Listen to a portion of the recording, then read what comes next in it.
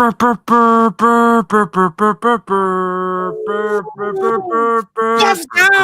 Pantheonas. Whoop that tree. Whoop that tree. I like it. Whoop that tree. Oh yeah, man. Whoop that tree. That's trick. Whoop that tree. Whoop that tree. Whoop that. You thought we weren't gonna do WrestleMania today? At least those two matches.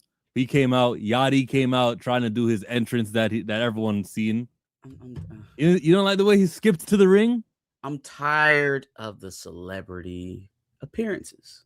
It's wearing on me. I want it to be a little bit more spaced out. They're starting to turn it into a regular thing. Like it's its whole competition section. You know, they got mid card and they got the main title guys. It's like a whole little group now. I don't really like it. Hey, we got Jelly Roll versus Logan Paul. Bad Bunny as the referee. Come on, fam. Yeah, and I'm sure, you know, at some point, Backlash, SummerSlam, something like that, we will see an ISO Speed versus Logan Paul for the revenge of the frog splash from the top rope. There it is. Which, I mean, they should fight over an Instagram account. The winner gets the password. Lord have mercy. And he wins the match, hugs his family. He's the United States champion. Yep. So, that's something. They're behind him, right? People like him. The office likes him. Good. Sure. Yeah, and I think his decision, how they decided that match to go, was warranted.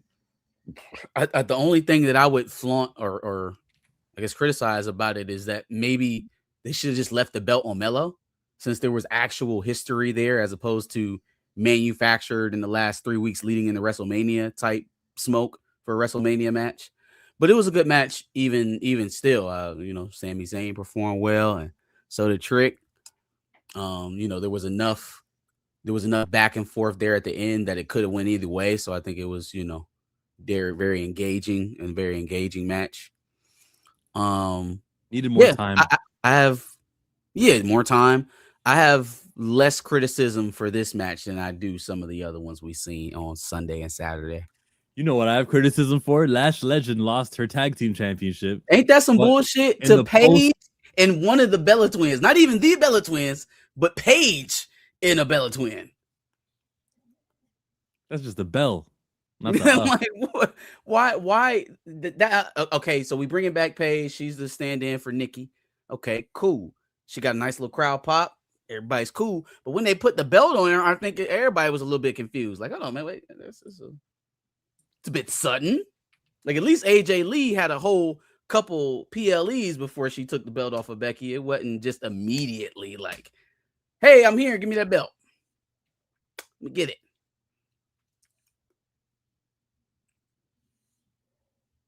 Do you think Oba needs a belt right now? Does he need a title? You can only do the build once. So let's generate hype. Let's get excited. Let's do all. I mean, even Intercontinental or United States. I'm not saying he has to be going at WWE or the heavyweight. I'm just saying, does he need a belt at all right now? Who needs the Intercontinental title? Dominic Mysterio, Penta. Okay, Oba doesn't need it. No. Because you asked if he needs it. Nah, he's okay. I don't think he did a good job. And for that reason, I would not rush a Roman Reigns angle. Yeah, of course not. I wouldn't rush it. When they got Roman Reigns, and even Reigns alluded to it, he's here for the whole summer. He's going to be a full-time schedule. Yeah, we'll see about that.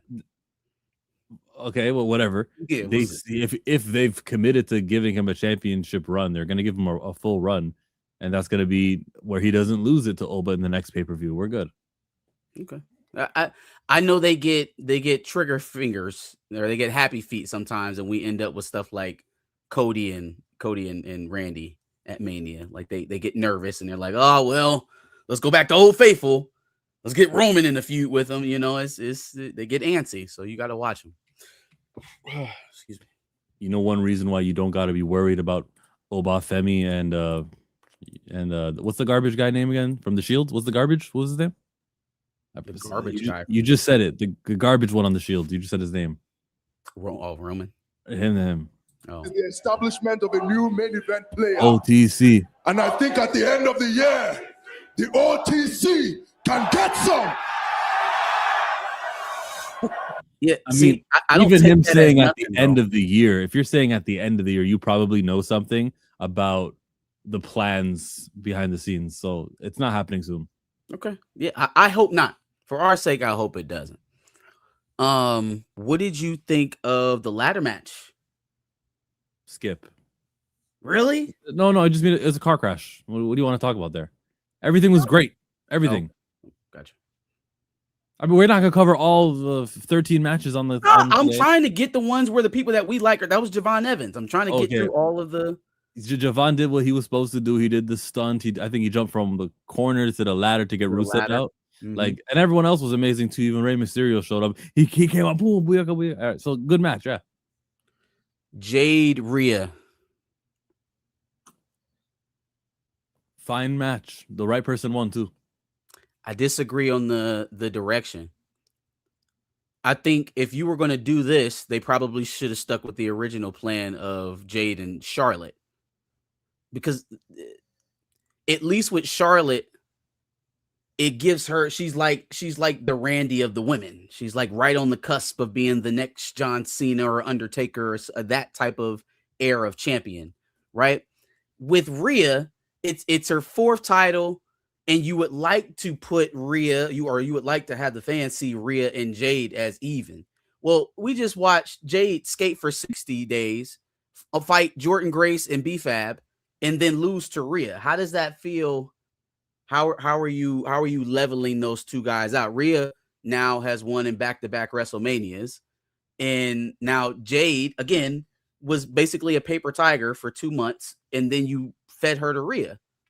So if you want to keep her up there for her character, I felt like she should have won the decision, even though the match went pretty well. That was the best I've ever seen Jade Cargill wrestle, for sure. Yeah, her best match, I would say too, on WWE. Yeah, for sure. Jade didn't have a run. She had one defense before Rhea. That's a fact. That's how I feel. I feel like they cut her short. I'm getting tired of seeing her with gold, but I get this builds another Liv feud.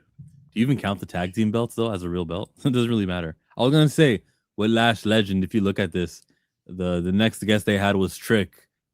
Skip out. Where is she? You're about to see her. I love it. So bring it home, Trick. Where is she? WrestleMania. Right there. Okay, look at that. Ha ha ha! I just lost my title yesterday, but look at me. Everything is all fun and game. That's wrong. The happy couple. And she's a heel right now. How about it? I don't know if Gotta that's be less. Meanwhile, we go from the celebration. That's why the tag team belts mean nothing. Yeah. Like, I lost the tag belts at WrestleMania. You should be, man. We gotta wait for SmackDown to see how you feel about it. But Liv Morgan don't act like that when she it's usually the guys losing over. Well, no, hold on, wait. Who lost their title in Judgment Day first? I think it was Liv. They don't, we don't expect her to poo-poo around. Liv did not dance on a stage with Dominic. I lost that title. That's not right. I mean, she did her whole Daddy Dom shit at some promo she cut shortly after. Gleeful enough. What a great act. You know what else I like about that? Dominic's is married to a whole nother woman. Yeah. And they just play a role of a couple on TV. I'm going to ask you about something. And feel free to no comment it if you feel so inclined. Okay. There's a certain wrestler who's flirting with that same type of situation, only it may actually be real. Could it possibly be work? Is it possible that the fact that now he's talking about it, even, kind of secretively, not actually coming out and confirming I think I know what you mean, but if it is why are you talking in riddles? What do you mean? Well, because if you don't want to talk about it, I wasn't going to go that deep.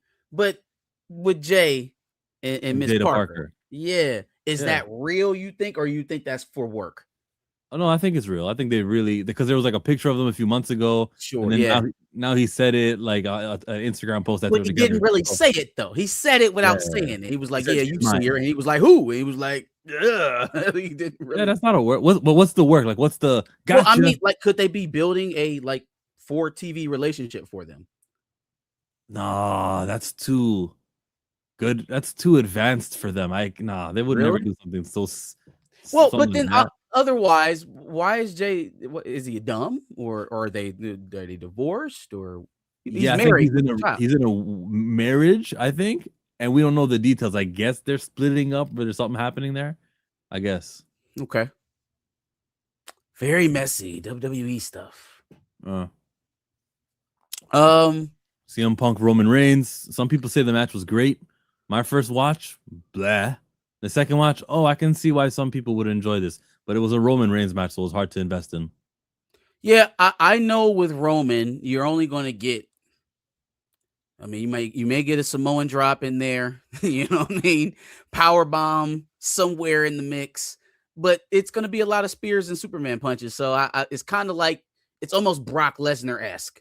You know, you go into Suplex City and then somebody's going up for an F5 at some point. So it's not you're not expecting much in terms of moveset from Roman. I thought it was all right. When I compare it to Cody Randy, there was no nonsense, right? There was no outside interruptions. There was no confusing who's the heel, who's the face in this situation moments at the end. Like it was a much cleaner match. It went much smoother than the first night's main event. So I at least give it that credit.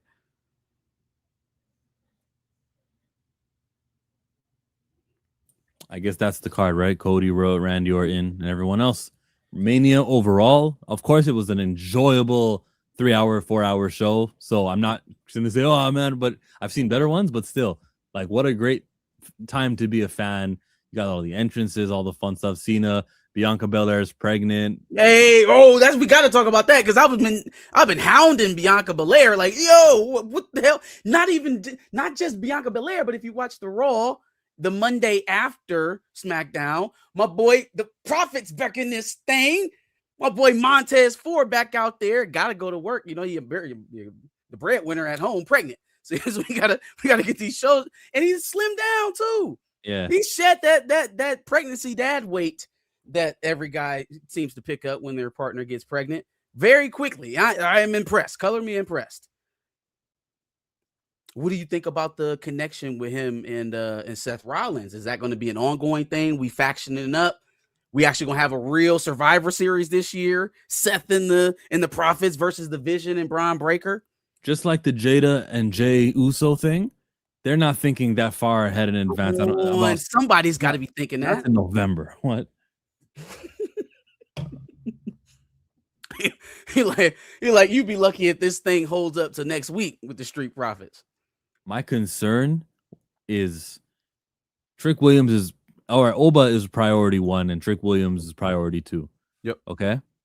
Now, how forward is this writing team? We can do Powerhouse Hobbs and we can take care of Mello and the Street Profits. Yeah, they're cool. New Day are gonna get some screen time as well, and not to mention Jada Parker, and let's say they call up Kalani at some point. Mm-hmm. I'm like, how much? Hey, nobody tell them about Sol Ruka's dad. I'm like, how historically they haven't been. Never mind. I'm just worried. No. You get what I mean? Finish your point. I'm worried that there's too much, and at some point they're gonna say, we're booking a pretty black show over here. Maybe we need to do something with Braun Breaker instead or Gunther, and that's the worry. I would hate. I don't think Oba or Trick would be the ones who get their light dimmed. I think it would be Mello and the New Day who get their light dimmed for the other guys. So I share the same concerns, right? Like if it starts to feel a little bit too FUBU in there, they might just go back to Wrangler jeans. You know what I mean? But You're hilarious, bro. but here's where I think they're kind of caught in between a rock and a hard Hey, place. little less milestone, a little more mayonnaise. A little bit more mayonnaise for sure.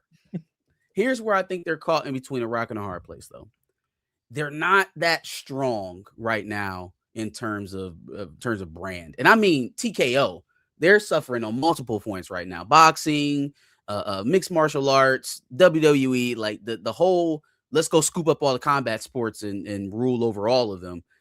I mean, right now it just doesn't look like it's a winning strategy. So, with that being the case, and all of your, I would call them refreshers, everything that's in your pipeline that you're still trying to nurse and make the next big thing, Oba, Trick, Javon, you still got Mello in there. You still got all the women. You got Lash. You got Jada Parker coming up the pipe. You got a Kalani Jordan. You the new chick that they just added in NXT, the strong one, former college. Yeah. She like Royce Hobbs. I don't love what they're doing with his character. I don't think we need to go back to his neighborhood every single time we see him. But neither here nor there, he's there, right? Even in the depths of the undercard, you still have guys like Apollo Crews or forgot about Kofi, him. Yeah, Kofi Kingston. So like, I think they fucked around. If they didn't want it to get too black, it's kind of too late. They've already crossed the threshold. And then anything that they would be thinking about to push going forward in the future is also black for the most part. You know, like there's nothing that they could pivot to that would be successful enough to warrant it. So you either have the choice of letting it progress the way that it's going right now, or thwart it and hurt yourself even more than you are right now. I'd say Ethan Page is going to be fine. Yeah, Ethan Page is good. I like him. KJ says, y'all keep an eye out for Lizzie Rain. She should be a superstar if booked well. She debuts this upcoming Tuesday. Nice. That better not be an adult star, okay? It says singer. Well, I mean, it ain't she wouldn't be the only one. Not even currently. This is her? No. I'm saying if it was an adult star, she wouldn't be the only one. All right. I'll look out for Lizzie Rain, bro. I mean, I guess they got Blake Monroe. I don't even care about NXT. Is so I don't think I'm gonna watch that show anymore. I do watch it, but I skim through a lot of it because there's just how much more times am I gonna see these acts? I think at Revenge, I only watched the Sol Ruka and Zarya match. Oh, what a match. KJ says, yes, she was a star in the UK scene. She was a star in the UK scene. Like, okay, so she's not with them anymore, and now she's signed. Good for her. Your boy Bang Bang Sosa. He's in TNA, right? TNA. So that's you were talking about how he's good and all that stuff. But yeah, I saw him get a little sign. So good for him. Nice. Leon Slater is still a man in TNA. I forgot about Leon Slater. Page likes a little Ricky Saints is due for a call up too. It's like anything that they would use to be like, all right, that's not working. Let's try something brand new. You don't call up another one. They're so deep in the pipeline right now. But yeah, Joe Hendry and everyone. So we're good. I think the future of WWE is fine. Randy Orton's still going to be there. You know, he still got some good guys who were there for a while, so we're good. Like the 40-year-olds are set with Punk and Randy and some of them guys. The 30-year-olds, okay, lacking. But by the way, Apollo Crews, you mentioned him. I was thinking this. I didn't want to cut you off. They fire people all the time. 2 weeks after Mania, that Thursday is like fires. They'll fire like 10 guys. Apollo Crews is done. I don't want it, but he's done. Or his contract will expire, as Triple H likes to do with people. His contract will expire. And then when the fans get all shitty about it, he pretends that it never happened. R-Truth. Pretend that it never happens. R-Truth is fine. R-Truth has a job for life. He's going to be the GM when he's done wrestling. R-Truth is good. Danhausen should be in R-Truth's like back pocket. He should be in his back pocket and just improving his act. Because I mean, let's be honest. R-Truth is beloved and still has a job for the stuff he does in the back. not necessarily what he's doing in the ring. Stuff he right does now. in the back. Do you mean on screen, or are you talking about his personality in real? No. On screen, the promos and what amounts now to just full blown commercials telling people how to log into ESPN Plus. So that's where his value is, because he can get people to pay attention when there's not wrestling in the ring. He's making me like Damian Priest more and more. Priest was shaky ever Right? since he lost the title. I was not a big Damian fan at all, but this little tag team they got going, I'm like, all right, Damian, you all right, you okay? That was Danhausen. That was Asuka. What do you mean? Love it, love it, love it. So, yeah, R-Truth is still wrestling Mr. Al-Kebulon. Yep. The Dakota incident, Mr. Al-Kebulon. I know you read that. Did you pick up the damn Mora cover where you got Static doing the Static Shock things? What a beauty. You did this, by the way, everybody. Everybody, you guys did this. I did it when I tweeted. Whoop, whoop. So we did this. We made this thing happen. We made it so that Virgil Hawkins was drawing by DC's top cover artist, I would argue Jim Lee, but second top cover artist that they have. This happened. They didn't just do which they did. They reprinted. They just changed it to green font. It used to be violet. They also gave you this thing, and you can pick it up at shops. And one impressive thing that's happening is, or maybe people are too shy to say it this time, where they know better. But it used to be where something like a comic book was sell out, and everyone say, "We sold out, yeah." Now no one's saying that. They're like, "Why would I celebrate a sellout?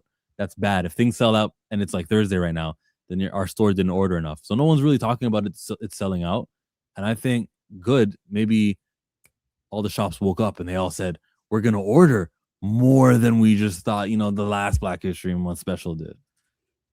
If I can nitpick one thing though, it says Black History Month on this comic book, and I don't think that was the correct decision. This book, this printing is in April, so please don't do the Black History Month thing in April. But that's okay. It's an interesting question. What would you think about Black Indies working with Black Cinematic Distribution Company presidents? Get us some animations out here, all black, Clio TV, TV One, etc. I wish TV One would start. I don't know what the fuck they're doing at TV One. I literally don't know who's in control of programming over there. Like, if you don't find some of these young creators who get their shit tossed out of these big studios because it's too black or too adventurous or doesn't have an audience, and just take a shot on them. Why isn't Ianu on TV One? How did it make it through the doldrums all the way to where the fuck is it at? Disney, or no, Cartoon Network, Warner Brothers.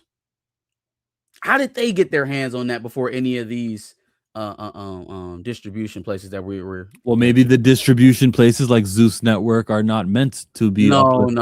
You see, there was a reason why I didn't mention Zeus. He's not written in here. Did you see what the ownership of Zeus Network? Did you see like? Yeah, we did a whole video on it. Okay. Oh yeah, the Plumbers are well known in the apartheid state. Well regarded over there. Everything evil. I mean, not everything, but it feels like it. You can just trace back and connect the dots and go, "Oh, look, happens to do it with." It feels that way, sort of, But you follow enough branches, it leads back to the same goddamn place. You should always be worried about. I had a better way to word it, but I don't want to misspeak on YouTube, so I won't say anything more. Batman I'll and Static. I'll do that for you. Cursed. Just look at who's invested in your downfall. For sure. An indie with animation cinematics like Primal would break the internet.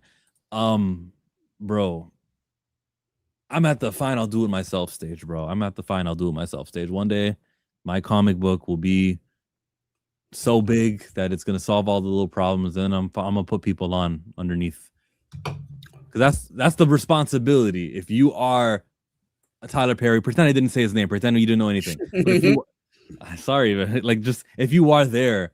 No, I can even use YouTubers. If you're a big YouTuber, you have a responsibility to platform the guys who are like up and coming, who are kicking ass and making great content, and like be like, hey, let me direct you over to so and so's channel. Like, it's just a responsibility you're supposed to have. Yeah, you're not obliged legally to do it or anything, but it's the right thing to do, and that's what I'm gonna do when I become George Lucas. Don't worry. Why do you feel like so few actually take that route? They always say, "Oh, well, you got to make these sacrifices so that you can be in control and you can make the decisions." And then when you get to the point of making the decisions, they look just like the people who were in front of you before you got there. Why do you think there are so many who don't take that route? Big respect to Sebastian Jones, who's taking Stranger Comics into his own hands. He's gonna try to direct. He's a music video director, but he's gonna try to direct his comic book adaptation with Niobe. So someone's doing it. Sure. Pantheon Publishings.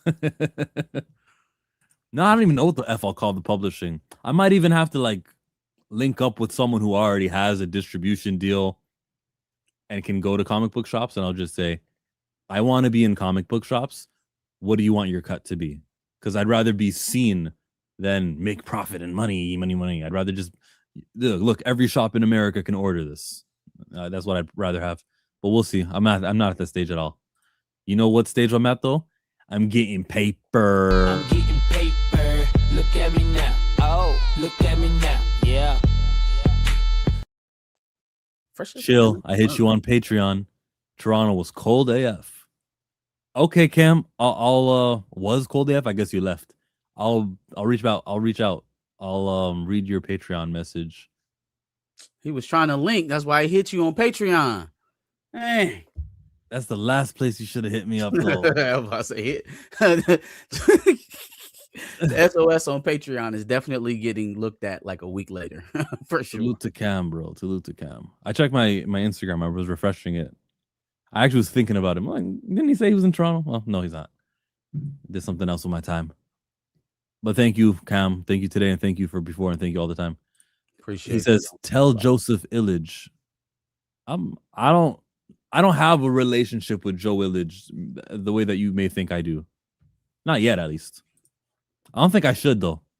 All these writers and editors and all these top head guys, probably not a good idea to link up with me, because at any point I will criticize your book, your decisions, your, like, just don't get too close to me, I would say.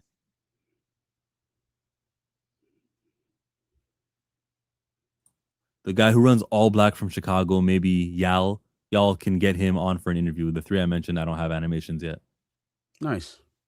I've cruised past All Black. All Black used to be what is that? What is that channel? Did they purchase that slot from another company? Mr. Alcabulin? Yeah. Did they purchase that channel from another company? Was it something before then? So I feel like there was like a basic cable channel, and then it became All Black. I can't think of the name right now. Any one of them, though, like it's not like you're hurting for reruns of 90s television. So just slide that back a few hours and get you a good spot for some young children's entertainment. Like the fact that those channels, TV One, All Black, can get picked up on things like Roku television, things that you can have without a subscription, is like a cheat code. And so they should start thinking about the type of communities and viewers that actually watch their shit and give them something that they will actually come back to watch out of choice and not just necessity. You watch reruns kind of out of necessity, not because you want to. Sometimes there's no faith. Yeah, I said there's no faith.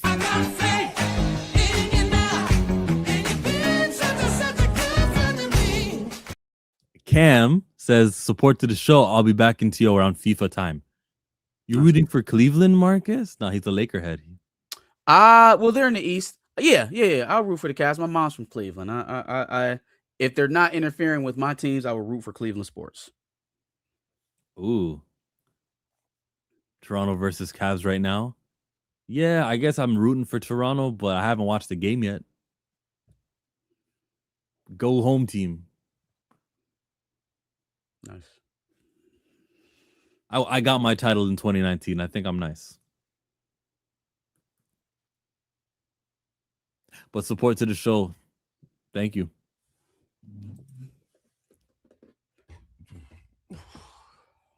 Just Google their target audience. The comics people is who they've never thought about. It's time. It's crazy. It's like, what what do we need to move out of the way? The fifth season of Martin, or a random, Wayne's Brothers rerun episode. Like, come on, man, you got all day to play this shit. Pick one new thing a season to roll out, air it in prime time, see what you get. See what you get. You don't have to turn into TV land. The Invincible finale came out. Now you can't start this without Darius. Pick something else. You don't know nothing. Okay. Did you watch ClayFace? The trailer? Nah, bro. I didn't. I should I though? Because I don't care. I'd rather watch the movie fresh. If you're looking not to get anything from the story, like any tidbits or anything like that, I wouldn't be worried about it. It's only like 40 seconds. But I mean, you could also just go in cold too. I respect it. Well, you did see the trailer. I did. Out of 10, what would you give it? Okay, I guess a 7. It was average. It wasn't terrible. It didn't tell you a lot about the story. It showed you just enough visual effects to let you know what to expect in the movie. This does have a very much so like a horror feel. There's a lot of dread. It doesn't necessarily feel like a comic book movie. It's more so like what what's the guy's name? He's doing The Mummy. Not the one from the 90s, but the one where the little girl got left in Egypt for some fucking reason and they brought her back in a sarcophagus. That Mummy. It kind of had that feel to it, like a eerie, there's dread around, insidious type of thing. Only there's a central figure, and he's kind of in bandages the whole time, and then they'll cut away to something happening, some violence. You can't really distinctly make it out unless you slow it down, but it's like flash, and then it's just this dude. He's been beat up, his eyes are real red, and then eventually you believe it's that same guy in a tub, and he just wipes his face and it goes like ClayFace.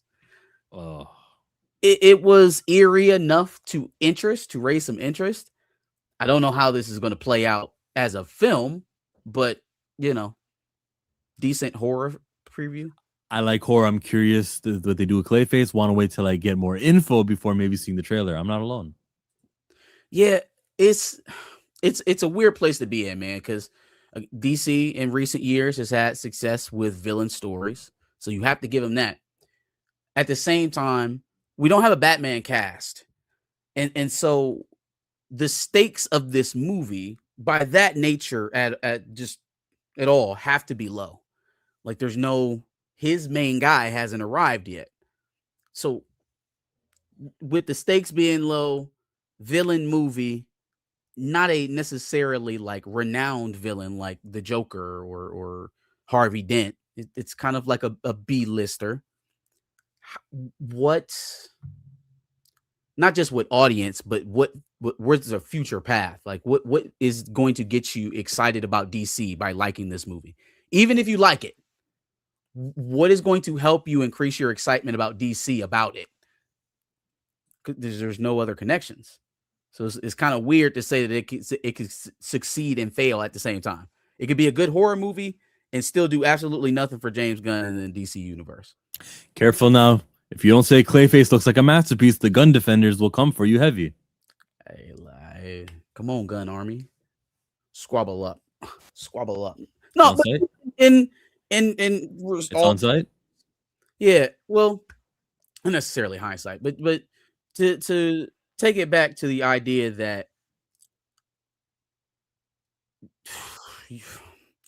ClayFace as a film is kind of where it's positioned at. It has to be a success, right? Like I don't think they spent a lot of money on this.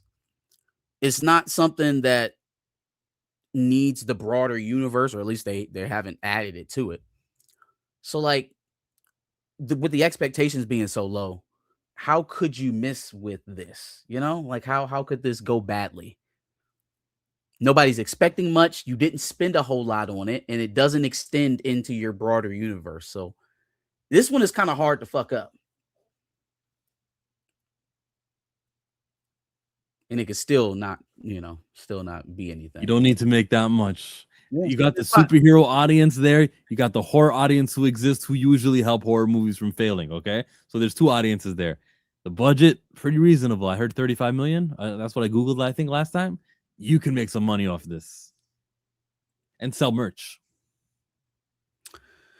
I don't know if it works, Blue, but it's not going to be. It will, regardless of what it makes. It's not going to be what Superman was, right? People can point to the number on Superman and be like, that's subpar. And they can give you a whole bunch of reasons why it's subpar. That's going to be much harder to do with like a $200 million box office for ClayFace. Is that a failure? I mean, probably not. They only spent $50 million to make it. You know, like it's hard to say a movie that you don't really expect to go and tear up the box office. Then if it doesn't tear up the box office, to run it through the mud the way that, certain camps were doing last summer.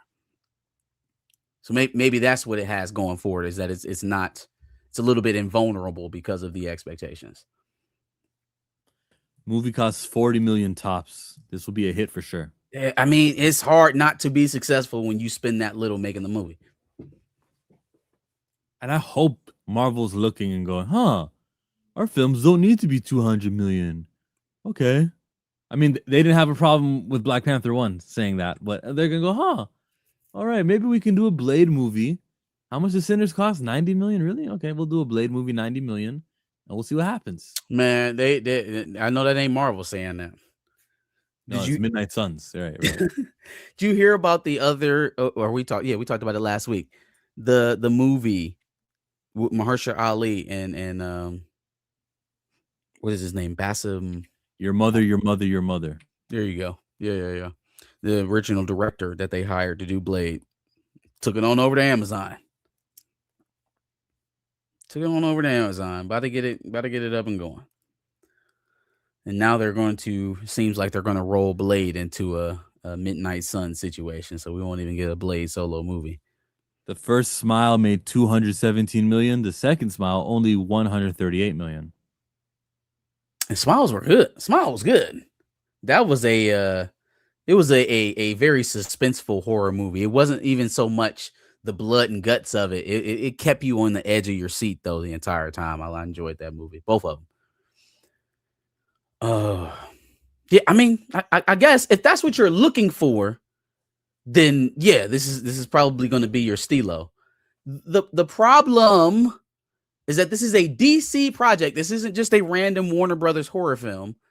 This is a DC project, right? One that got greenlit and pushed forward by James Gunn. He personally spoke about it and how well this is going, blah, blah, blah. How well it fits, just like everything else he says fits into his universe. I think people are naturally going to look at a $200 million box office, and some people will say that it's not good enough. However, it works out. You just got to be profitable. Yeah. Not good enough, not enough. You got to be profitable. I hear you, JD and Foreman, on the Penguin, and yes, I was down on the Penguin initially for sure. So, but I said that to start. Like I'll at least give them enough room here to be successful. However, I don't even think as a character, ClayFace is what the Penguin was in terms of audience recognizability. Like people know who the Penguin is to a certain degree. You're kind of in the weeds when you're talking ClayFace for general audience folks. So this is not a film that's going to get people out off of name recognition alone. It's going to take some foot traffic. It's going to take some solid word of mouth. It's not. You're not just throwing ClayFace on the dinner table and saying who's going to see it. Nobody's going to know what the fuck you're talking about. ClayFace. How do you promote this thing? Look at this blasphemy. Look at this shit here. Hey, whatever you got, put it in a bag, ship it to Columbus, because I need to smoke that shit. Whatever that is. That's that New Zealand tall grass. Oh, that's an insidious comment. You need to be. Where's the ban? How you ban people? Put you in timeout. I'm playing. You don't gotta get banned. But that is an awful, awful take. I'm smoking that truth. Yeah. Send me an eighth, please. I have no interest in seeing Penguin, but happy it did well. I guess I'm like that too. Oh, you gotta watch Penguin. If you're a fan of Matt Reeves' Batman stuff, then you should watch it. You should definitely watch it. Wonder Man was awesome. Had Blue's house pressing rewind. The hell. Anyways, guys, we don't do Wonder Man segments here. We do Static, Virgil Hawkins. We do Dakota incidents. Something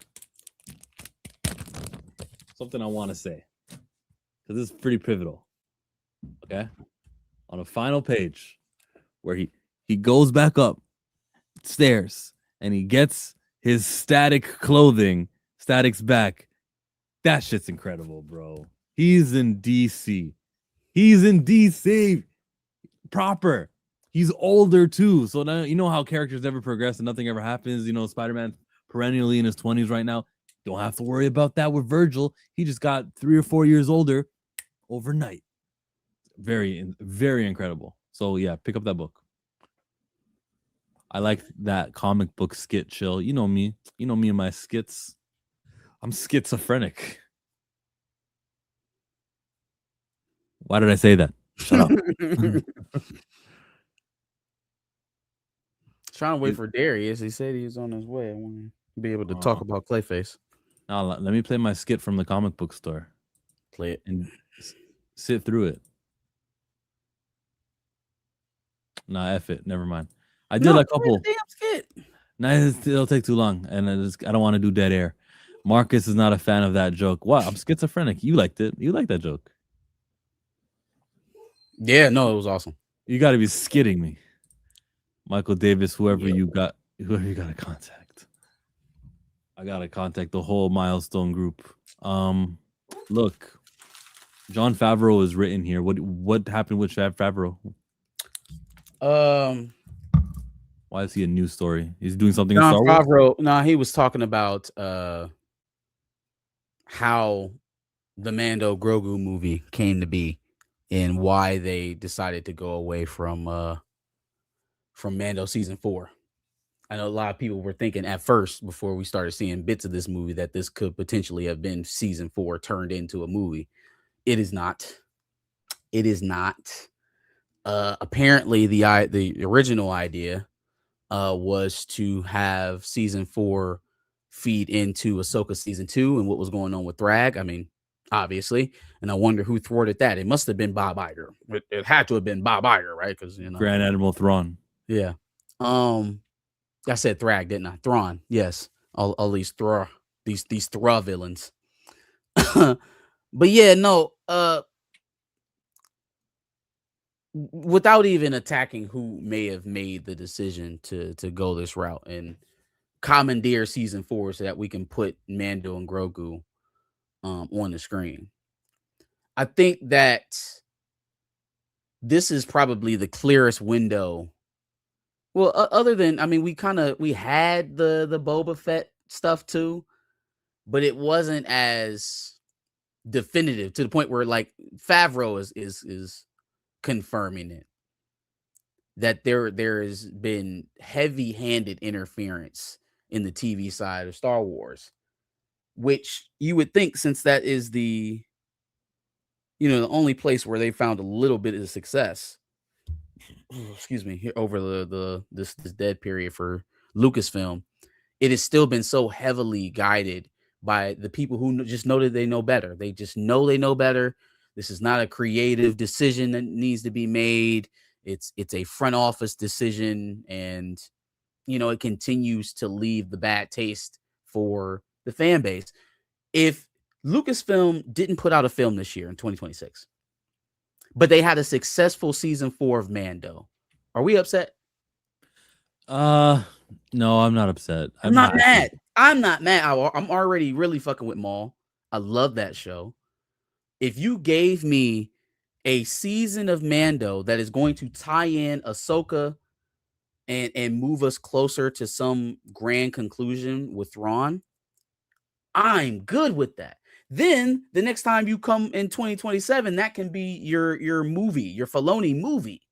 Now we're not trying to hinge whether or not we're actually going to get a Filoni movie on the back of somebody else's decision, on the back of someone who's outside of this creative bubble, the one that we're trying to complete with Thrawn, gets to make a decision on whether or not my film continues based off of what they wanted to do with these characters, even though it completely throws a monkey wrench into the momentum that we were building. Twice now. Did it in Boba Fett and has now done it in season 4 of Mando, whoever that individual may be.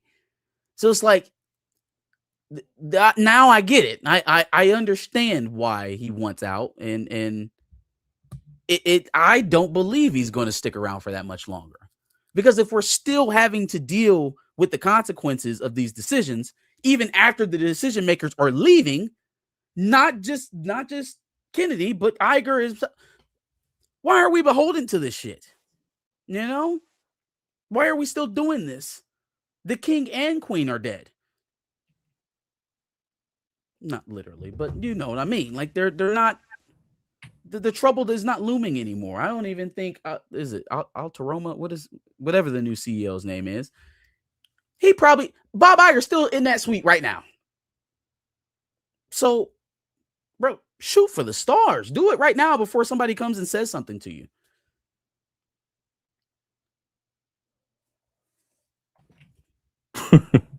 For sure. I don't get it.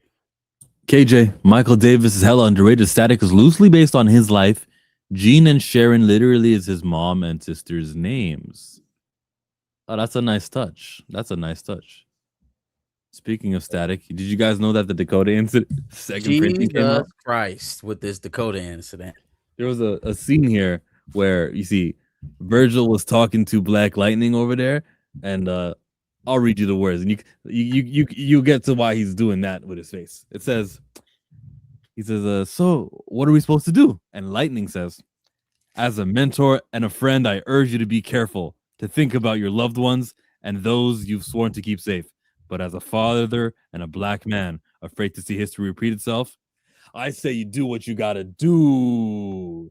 Dun, dun, dun. Static, I still got Static up over Black Lightning. I don't think there's anything Black Lightning will ever do, say, sell to make me go, I think I prefer Jefferson Pierce over Virgil. I think Static up. You would prefer Jefferson Pierce over Static? Was that the original thought? No. I always had Static up, and I'll never change my mind. Static in 5. It could be a Black Lightning. It could be a whack Lightning. It could be a track Lightning. Static in 5. Yeah. It's really unfortunate that they just didn't give them different power sets. But I could see a place where if you're activating both the Teen Titans and the Justice League at the same time, where you can use both of those characters. Because now you got to pick with Static. If you want him to be in the Justice League, he has to be a decided adult. Like we've missed the whole teenage era of Virgil. Got to be grown. Yeah, but I like that for the comics. I do. But for the medium that we're getting ready to enter, they're competing with Sony. They competing with Miles Morales. And so if they come out with a grown ass Static, now you competing with Black Panther. Now you're competing with the well, there aren't that many. the adult male Black archetypes, and you're not competing against Miles Morales anymore. Boyega already said they're looking for the grown version, and this is I think he said older, but he didn't define whether or not that was young adult or if that was like Justice League age. What's older than a 16-year-old? I mean, older. 18 to 22 is still older, but not in a high school setting. Actors age unlike comic book characters, so right, we got an adults. No, okay. That still doesn't define how the character is going to be presented. Because you can go get a 30-year-old and he still be playing like he's 21. That doesn't mean anything. That has never happened since Karate Kid. A It's 30-year-old? never happened. I When's don't, the I last time won't a say 30-year-old never. played a teen? The entire cast of My Secret Life of an American Teenager, all the Is that motherfuckers right? was old They're as all hell. 30? All of them was old as shit. Hell, all of Euphoria is in their late 20s, early 30s. How old is Thought there was a Zendaya? time skip. Yeah, Euphoria. Thank you. Wasn't there a time skip? In this last season, but they were all in their late 20s even when they started the show. Mid to late 20s. None of them were high school age is the point. None of them were actually 16, 17, 18 years old. None of them. I'll take Tobey Maguire. I think he was way older than a high school Old as shit. And still looked more like Peter Parker than Andrew Garfield. Toby was born in 1975. Toby was an old man playing an 11th grader. And he still looked more like Peter Parker than Andrew Garfield. Darius, eat your heart out.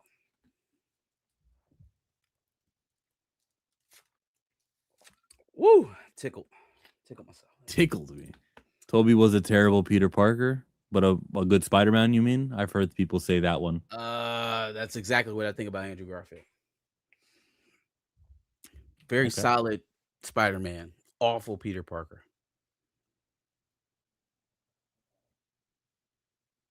I don't have Buffy the Vampire. Yeah, I don't even know. Sarah Michelle Keller or whatever her name is. She obviously wasn't 15 years old. Gossip Girl, not Kirsten Stewart. What is that girl's name? Forgetting Sarah Marshall chick. Belle. Is it Kristen Bell? There you go. Yeah. I don't know what the hell Riverdale is. Toby was peak PD, another one Riverdale. Did they start Riverdale when they were younger and then they got older later? I have no clue what that is. I thought it was based off Archie comics. Don't worry. Just to rewind, we're talking about young actors, people getting older. When they get the static actor, I'm happy and I'm hoping that he is older. If they do it like a video game, yeah, do the video game when he's younger. You don't even have to cast a real actor for that, right? Because the guy who voices the video game character doesn't necessarily have to play static in your movie. But you did say, James Gunn, this is gonna feature the games and the animation too. He did say, he says a lot though. So you want the first time that Virgil is on live action to be like 25? It's not that I want it to be 25, but I'm okay with it 25. I'm okay with 20 or 21 and 22 also. I want to see Virgil. I don't care if he's older. Right, but the Virgil we know for most part is a playful kid, a teenager. That is the majority of the media we've concerned for him. It's slim pickings. It's slimmer pickings for when it comes to the casting. I don't want them to be attached to an actor who, it's just the crop of talent we had to look for had to be someone who's this young. Go where people actually have a few more things on their portfolio where you can judge someone properly, where you can audition properly, where you can cast the right guy. Okay. And sign him for 10 pictures and 7 TV shows. Chill is correct. It was based on Archie comics. Riverdale. Riverdale. Well, Miami Vice is happening. Michael B. Jordan. God damn, Darius. We just gonna get through the whole list. Which one's the Darius must see? Michael, I'll wait for Darius. Michael and Invincible? Probably, yeah. Yeah, it's all good. Is there something else that happened this week? Darius is I'm almost there is like within an hour. Hey, but he always shows up. Nah, if he's 17 playing 14-year-old Virgil would be dope. A 3-year difference, whatever. That's TV. That's normal. Oh. So the not just Miami Vice, but Michael B. Jordan is supposed to be working with Will Smith for I Am Legend I Am 2. Legend 2. Just Yeah. watch I Am Legend deleted scene or alternate ending scene, because that's what we're going with, the one where he survives. So I am I'm a little bit worried about that production because they keep saying that it's on. Both of them have confirmed it, Will and Michael B. Jordan, but like that's it. I don't know who's directing it. I don't know when they're supposed to start shooting. It's been radio silence on that movie, so that one makes me a bit nervous. The Miami Vice film, I am very glad that he locked that one in. I'm very happy he locked that one in, and that sends a signal to other young black actors who are trying to get to where Michael B. Jordan is at right now, that don't hand out any discounts, man. Don't cut yourself short because you're the black one, right? Like it's been proven now. We can beat that. Not that no one ever had gotten their payday in Hollywood, but of this generation, like you wanted to have some proof of concept on how this is supposed to go, right? Okay, I cracked the Academy threshold. Now this is what you're going to pay me. Like this is how much more I'm worth now, and we have a baseline of what that should look like. So shout out to him for getting paid and locking down the position. Now to talk about the movie, how do we make this not so much cop propaganda? Right? Like Bad Boys has done it successfully. There have been a million other attempts to try and recreate a Bad Boys that I haven't really fell in love with. Hot Fuzz or Let's Be Cops or other guys. Like you can make it about as comical as you want. It's still going to be cop propaganda. So with them being, drug cops, obviously that gives you the moral superiority part. People will want to associate with that. How else can we make this not so much a commercial for Miami-Dade County's police department? Is my next concern for They're gonna have the all white. They're gonna have the the blue and the pink. The Miami Heat have those jerseys. They're gonna have that color scheme. Yeah. Do you even remember the Colin Farrell, Jamie Foxx iteration of Miami Vice? No. It's like one of the most forgettable movies for me. I can't even use it as a reference point. So like when I think Miami Vice, I'm thinking about old school Miami Vice. I'm not even thinking about Burt Reynolds, not not Colin Farrell. As someone from Miami, focus on the underbelly of Miami. Everything from Little Haiti to the Keys incorporating the real culture. Nice. Yeah, let's get a little character named Toussaint. That's who's fatally gunned down in drug violence. Bro. Tragic. Hey, speaking of kids aging, that movie came out 2022. This is 2026. I think he's old enough to wear not to play the role. I don't mean that. Was he 9? Like what? Whatever he was and whatever he is, I think he's old enough to like. Nah, he's still a young kid. Never mind. You know what they should do? And I pray that this happens. If they have a Young Avengers or like a what's the run that kind of kicks off Devil's Reign where he's going after all the young vigilantes? Kingpin is Outlawed. Okay, so yeah, it's Outlaws. Do you want to do an outlaw storyline with Kamala Khan and Kate Bishop? Hey, look, man, maybe y'all gotta take a little trip to Haiti. Y'all, boom, boom, zoom. You know what I'm saying? Put his ass on that team so that we have no confusion or no chance of it reverting upwards. You know what I mean? Get his ass on the new Avengers. Let him be an outlaw. Okay? Let him run around with them. And that way Marvel likes to tell their jokes. If they call him a child, I will subscribe to Disney Plus for that one. For that. I'll say you guys got me. You earned this money. I got the next thing to a Black Panther. I got it to child. You silly. Hey, did you see the RDC World skit where they were making fun of how Marvel would tell jokes? And like someone would be dead and be like, get up.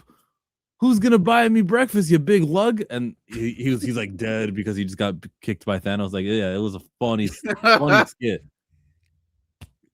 I love RDC. I don't think they might not be invited anymore to those red carpets the way that they lately have been clowning Marvel. Yeah, well, it's a very sensitive crowd over there. They show screeners to their friends and family. Like I've always thought that was like the dumbest thing for them. And it before I even knew about it, when they were doing it in the golden age of Marvel, it probably didn't matter because everybody was liking it. But now it that they continue it, even in this creative rut that they seem to be in. They continue to screen these films with friends and family. And it's like you don't want the truth. Like you don't want an honest gauge of what the people are feeling. You want to be able to control narratives. And that's what's most important to you when it comes to these films. It's not serving the audience. It's not, okay, let's find out how to best make a hit film. It's how do we convince the audience to come back and see the shit that we made? It's almost like in reverse. Like they make the projects and then they try to make the audience go see it by browbeating them or calling them isterphobes for not seeing the projects that they're going away from seeing. Did you say isterphobes? Who you been watching lately? I'm telling you, that's where it goes, right? If you don't like She-Hulk, there's like not a fair discourse around She-Hulk, just like there's not a fair discourse around Acolyte, right? Like they're too in the weeds about it. And so their natural response to it is that, oh, you hate us. You don't like, it's not that you don't like the product, you hate us, which makes them more entrenched. And then they just keep making the shit. Just keep making it. I know this kind of spun out of just them just doing friends and family screenings, but I feel like there's a through line there. I think it tells their mindset about the criticisms that they get. Right? They're very comfortable with insulating themselves and telling them, oh, all of the people who aren't with this, they're haters. They're just haters. Yeah, that's what Kevin says. They're just haters. I Am Legend has officially found its director. This is the exclusive from Collider. During the junket for Netflix Man on Fire, Collider's Steve Weintraub spoke to Stephen Caple Jr., who confirmed he's officially developing I Am Legend 2 for Warner Brothers. You remember who he is? Stephen Caple Jr.? He did Creed 2. Oh, okay, nice. Okay. I like Creed 2. I like Transformers Rise of the Beast, and he did that also. Well, hold on. Coogler didn't direct Creed 2? No, producer only. You know who directed the third one? Michael B. Jordan. Hmm? Are you telling me Ryan Coogler only did Creed 1, the first Creed? Yeah. And he was a executive producer on the other two. Interesting. Okay. And he executive produced Space Jam. We don't have to talk about that one. That is only miss.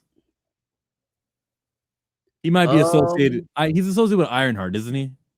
He is associated. He's the EP on Ironheart. Okay. But see, I don't want to start taking points away from him, but like whenever I see the things he tried his most and did his most time at, he did well. He did well, yeah. And also, like when I see Jordan Peele's name all over the EPs, I see his name on the EP for Lovecraft Country, right? And it's like, okay, yeah, and I think that was designed to kind of like shock the audience. Oh my God, this is J.J. Abrams and Jordan Peele. But like, you talk to people that's involved with that production, and then Misha Green's name comes up consistently as the driving force for the narrative of that show. And so it becomes a bit, it's not deceiving because they are setting a direction. They have final say on certain things and they're making big decisions. But it feels a little bit discrediting to the people who may have a little bit more hands-on. They may be a little bit more hands-on. That's interesting. I thought he directed Creed 2. I thought he did the first two movies. And I really liked Creed 2. That was my I think he's only got 5. He's got Fruitvale Station. Yep. Creed, Panther, Wakanda Forever, Forever, Sinners. Sinners. Yep. My favorite of those is the Wakanda Forever. Just the way that T'Challa died was so brought me back. I wish Coogler and Michael B. the best Michael Jordan. I wish them the best. Michael B. Jordan and Ryan Coogler, they might do the Molly movie where they had, is his name Mansa Musa? Yeah. Mansa Musa. Okay. That dude from what, the 1400s maybe? He was really rich. That Like was Ryan executive produce, Michael B. Jordan direct, cast somebody else. Cast someone else. We don't need to see Michael B. Jordan be Mansa Musa. We don't. Okay? Find someone else. What are you talking about? What do you, we don't need? I don't understand why you're saying that. Elevate another actor, damn it. We just talked about 5 films, right? One of those 5 films he made doesn't have Michael B. Jordan as the star. The movie doesn't make the same amount of money without Michael B. Jordan in the lead. I think elevate someone else. I'm not looking at that for this role. I think this is a very important story to be told. I want the most amount of names. I want the most amount of eyeballs on this story of all stories because it's historical and it's not the oppression stuff. This happens right before that. They may even explain that the Mali Empire was so vast, powerful, they were able to send ships over to the Americas back and forth. I wish he was listening. I think he's got life to do on the side, but I think the Mali story is so important. You do Michael B in the lead, and you can have like other guys who support to fill out and make a star, like the Miles Canton, the guy the singer from Sinners. That dude is in a great position because he was in a movie with a whole bunch of other named actors, or at least experienced actors. So yeah, man, I disagree. I disagree. I think that if you can make that excuse about this movie, seeing what has already transpired from Ryan Coogler, then he should only ever make movies with Michael B. Jordan, because you will consistently be able to make that argument. Oh man, it's another franchise. We got to get as much eyeballs on it as we possibly can. We got to use Michael B. Jordan. Oh man, this is our first rom-com together. Man, I can't do my first rom-com without my guy, without my muse. We got to use Michael B. Jordan. Oh man, we doing a murder mystery. I ain't never did murder mystery before. We got to get as much eyeballs on it as possible. Let's use Michael B. Jordan. You will never stop using that excuse. Find another muse. Find another muse. For better, you know what? I know how to challenge niggas from Compton. Can you do it without him? I dare you. I dare you make a movie without him. Oakland? I dare you make a movie without Michael B. Jordan and make it be successful. Am I doing good? He's from Oakland. Cuz? Yeah, you go on and on. Can't explain why you do Michael B so long. You must have superpowers. T-Pain, do something else. Jesus Christ, do something else. They got a little brotherhood going on, and I don't want to be the one to split that up. You know what? And I hear this a lot. This Scorsese and Leo. If that is your aim, right? Cool. I've also not really seen Scorsese jump out of the box of Italian gangster films. So if you want to narrow off your scope and make those type of films only for the rest of your life and be beholden to one, maybe 2 actors, do your thing. Do your thing. You know what I'm saying? I just thought, you Compton niggas was trendsetters. You know what I'm saying? Start another trend. Start another trend. We could use you and elevate in some of these. You don't think Miles Canton need a shot again? Are you done with Miles Canton forever? Like you just gonna set him on the shelf and never revisit that? Like, there are other folks that I'm sure even Michael B. as a director wants to work with. Let's start making that happen. Let's do that.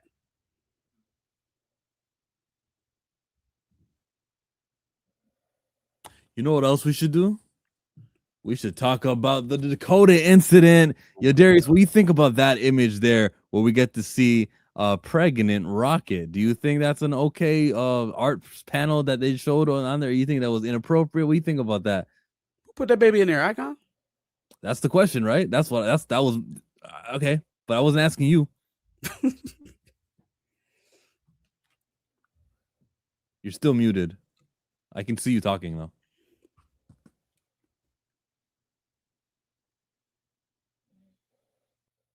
No, dad. It's just that you flip the page, and we got to see a time skip. They just needed to explain that Amistad is somewhere in the oven baking. Oakland. I was like, is there a Compton in Oakland? He keeps saying Compton.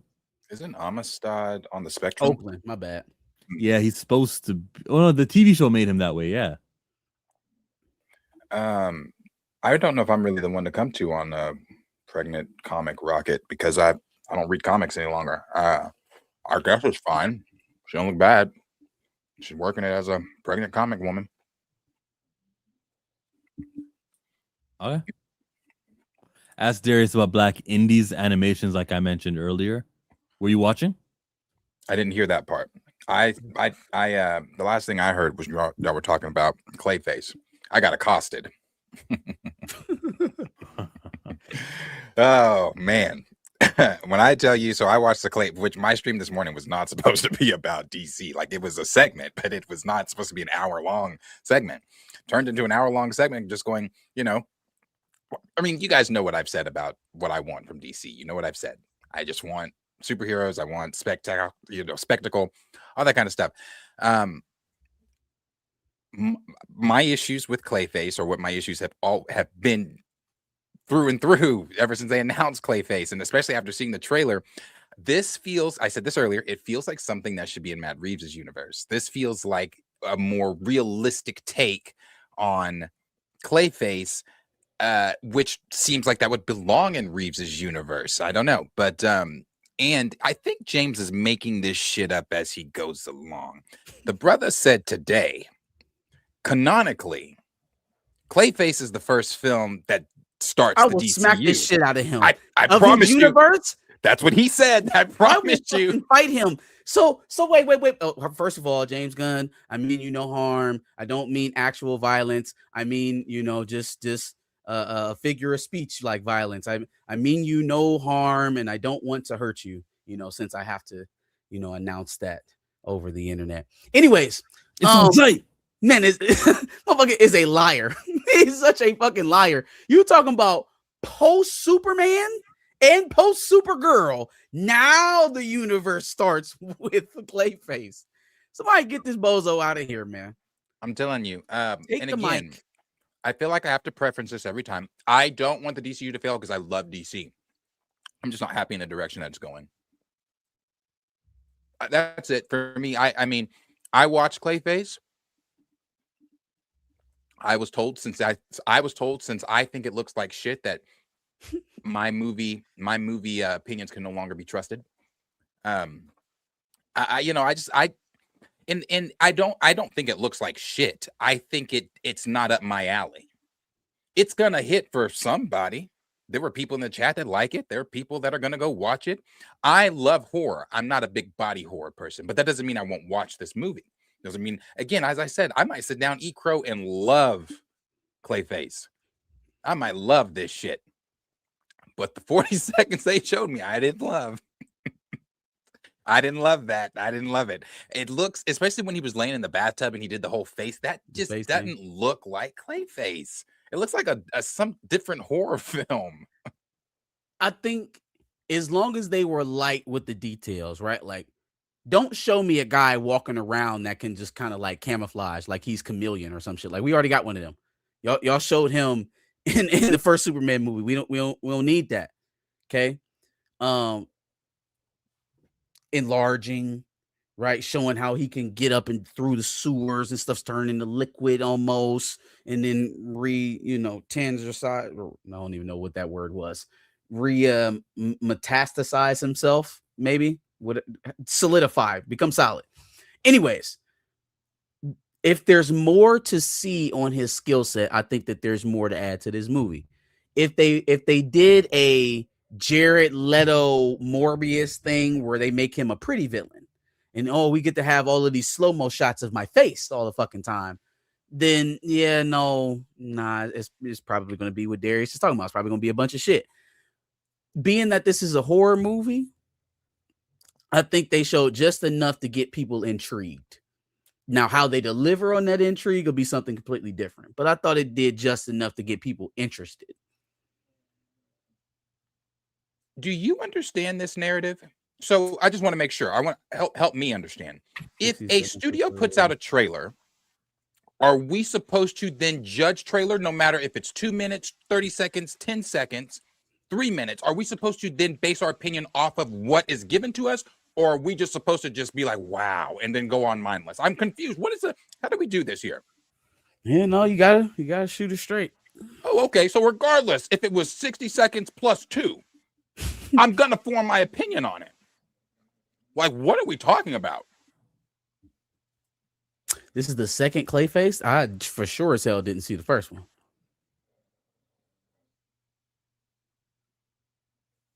Yeah, I just want to come in and say what I wanted to say about ClayFace. That was all.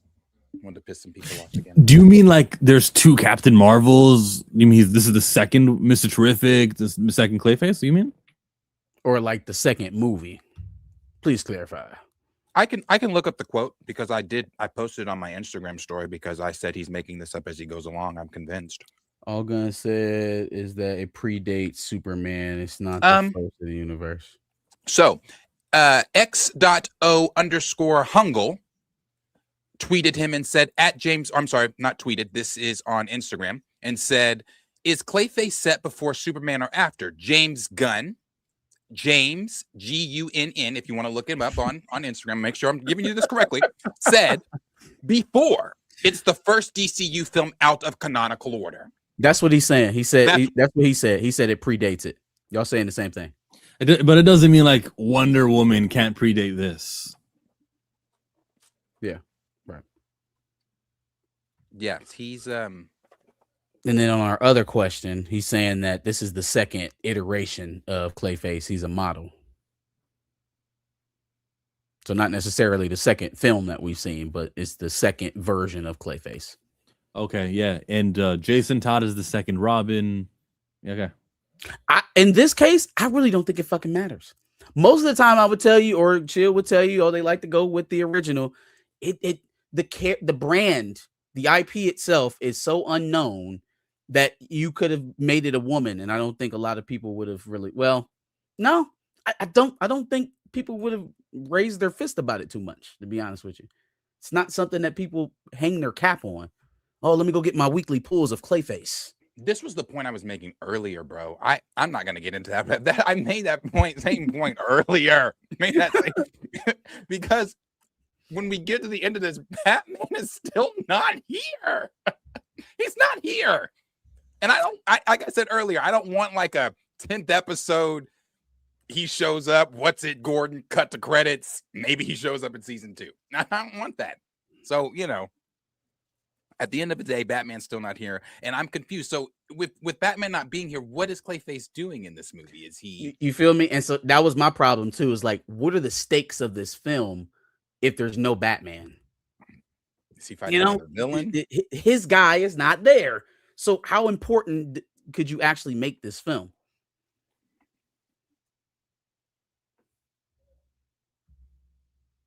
I don't know. I guess we got to find out in 8 years when Brave and the Bold comes out.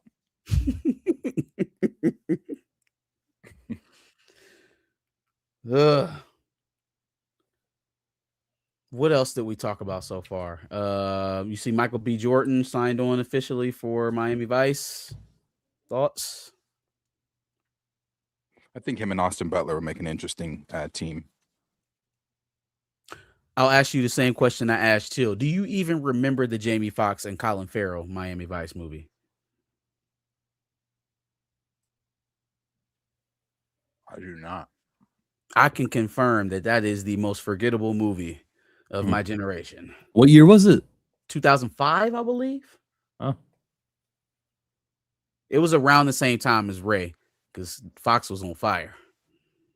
Maybe that was 03. Okay. Somewhere in there, early 2000s.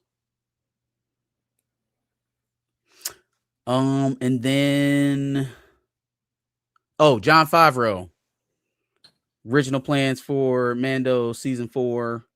Supposed to be an Ahsoka tie-in leading Oh no, into don't skip to that one. He still didn't give his take on WrestleMania 42.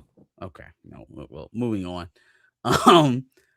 People were thinking that unless you had a WrestleMania take. Yeah, did you see what Jade Cargill dressed as?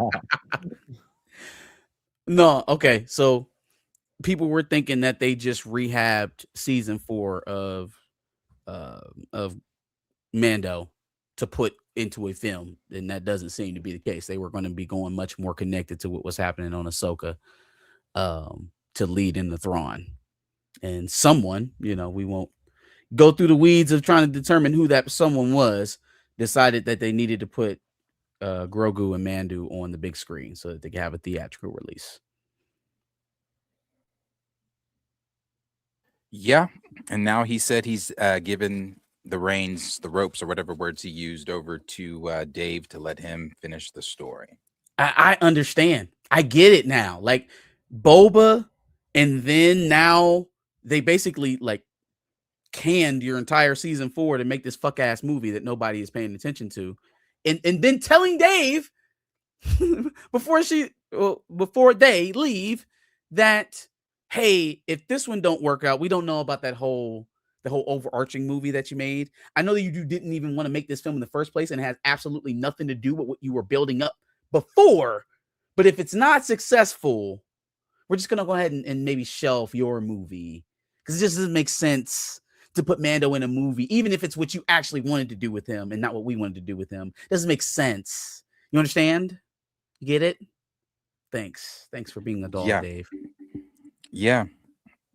Did you see the newest clip that they released? Did either of you see it? They released another clip. Oh Lord. They released a clip. Hold on, I'll send it to you. They're surely confident in this movie. You always I guess I could just show it months out when you're confident. They showed this clip here, and when I tell you this clip actually pissed me off more. All right, let me show you this.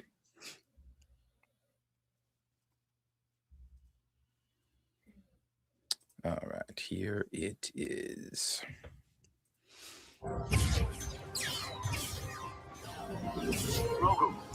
Are we VFXing Star Troopers now? Never to touch. I'm gonna need you to touch them. Can't find 4 guys to get in a white suit. Relay cut off.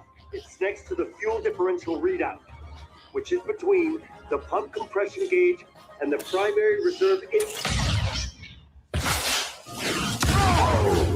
No, don't touch the missile battery switch. That's why there's a safety guard on it. Do you see the fuel readout display? Remember I showed you that one? It's on the other side of the manual control surface calibration. I don't think he knows what he's doing. That is the Mandalorian and Grogu, Jon Favreau. Season 1. And you're telling me that was a problem? Season 1, I'd have loved that shit. I'd have been like, yes, that is so dope. Look at Grogu fucking up shit on accident. That's 4 years into this shit. That's not cute no more. I'm not gonna lie to you, man. I'm not paying $15 to go see that in the theater. I will wait at home to see that shit on Disney Plus. I'm not paying the $15 for slapstick laugh happy moments from the baby in the middle of the film. That's what's supposed to entice me. Okay, yeah, go ask my soon to be 3-year-old if she wants to go see it. I'm sure she'll love some shit like that. I can wait to go see it right here in this room. I don't need to leave here to see that movie. It'll be there in 100 days. Maybe even sooner. Maybe even sooner. Hey, that's a good thing with Bob Iger out and the new dude. Will they change that? Does he have a different vision of what streaming is? Maybe the windows will get longer and longer. Maybe. Let's hope. 350 milli. I mean, okay. I mean, sure. Oops, I didn't mean to do that. Chill, you liked it? Yeah, I liked it for every reason you don't. Well, If you liked it, then you probably think that that's going to be bait for a general audience. And my argument against that is that at what point were we ever gauging Star Wars success based on the general audience, like the general movie goer? That's really only become a thing here in the Disney years, where we liked it because I liked it. I wasn't thinking about general. I wasn't thinking this will be a widely acceptable humor. I was like, oh, that's cool. I like the way that Din was explaining it to Grogu. I even thought it was funny the second time, even though he got it explained that's why there's the red safety over, and he's still fired. I thought that was funny. But chill. How long have we been sitting with Grogu? I'm not you guys. No, but just answer the question. You don't have to be me. How long have we been sitting with Grogu? How long has he been here? 3 seasons of TV, and I'm talking about in years. He's been here since Disney Plus launched back in like 2017 or 2018. I don't think the way you do. I think this species ages slow. That's how I think. It's not about the species. You think this species, okay, so let me break it down to you. Master Yoda at age 60 was a Padawan. This species matures slow. Okay, how do we know that? How do we know that? Grogu. What? I'm You telling don't you, know it that because doesn't of matter. Grogu? That is And a Yoda. creative decision that you could just simply move past. Like that it's so arbitrary. It's not even worth spending a whole bunch of time on, because they could simply just make the other decision and get him walking stronger, be a little bit taller and talking. These are all creative decisions. It's not like he has to be a baby. And the fact that he's still a baby is putting you in an age bracket, audience-wise, that is so far underneath you're actually trying to pull into this movie. It's like, it's almost as like they're trying to regrow an audience. I don't know how you guys could watch Star Wars, know that Yoda is a 900-year-old, and then see a same one of his species who's 50 and go, there's a problem here. Because he was a Grand Master at age 100. And he was a Padawan learner at 60 years old. And is Grogu age 100? Grogu's 50. He's so 50. Either he's on the spectrum, or there's something or different between him and Yoda. An alien where the adolescent stage is different than the human beings that we are. They get to make it up. They said Grogu's on the spectrum. Because he hasn't spoken. He doesn't speak, and it doesn't make it's not sense. About you're focusing too much on the mechanics or the lore of the species. Fuck all that, chill. When is he going to be an adult? Just like what you just said about Virgil.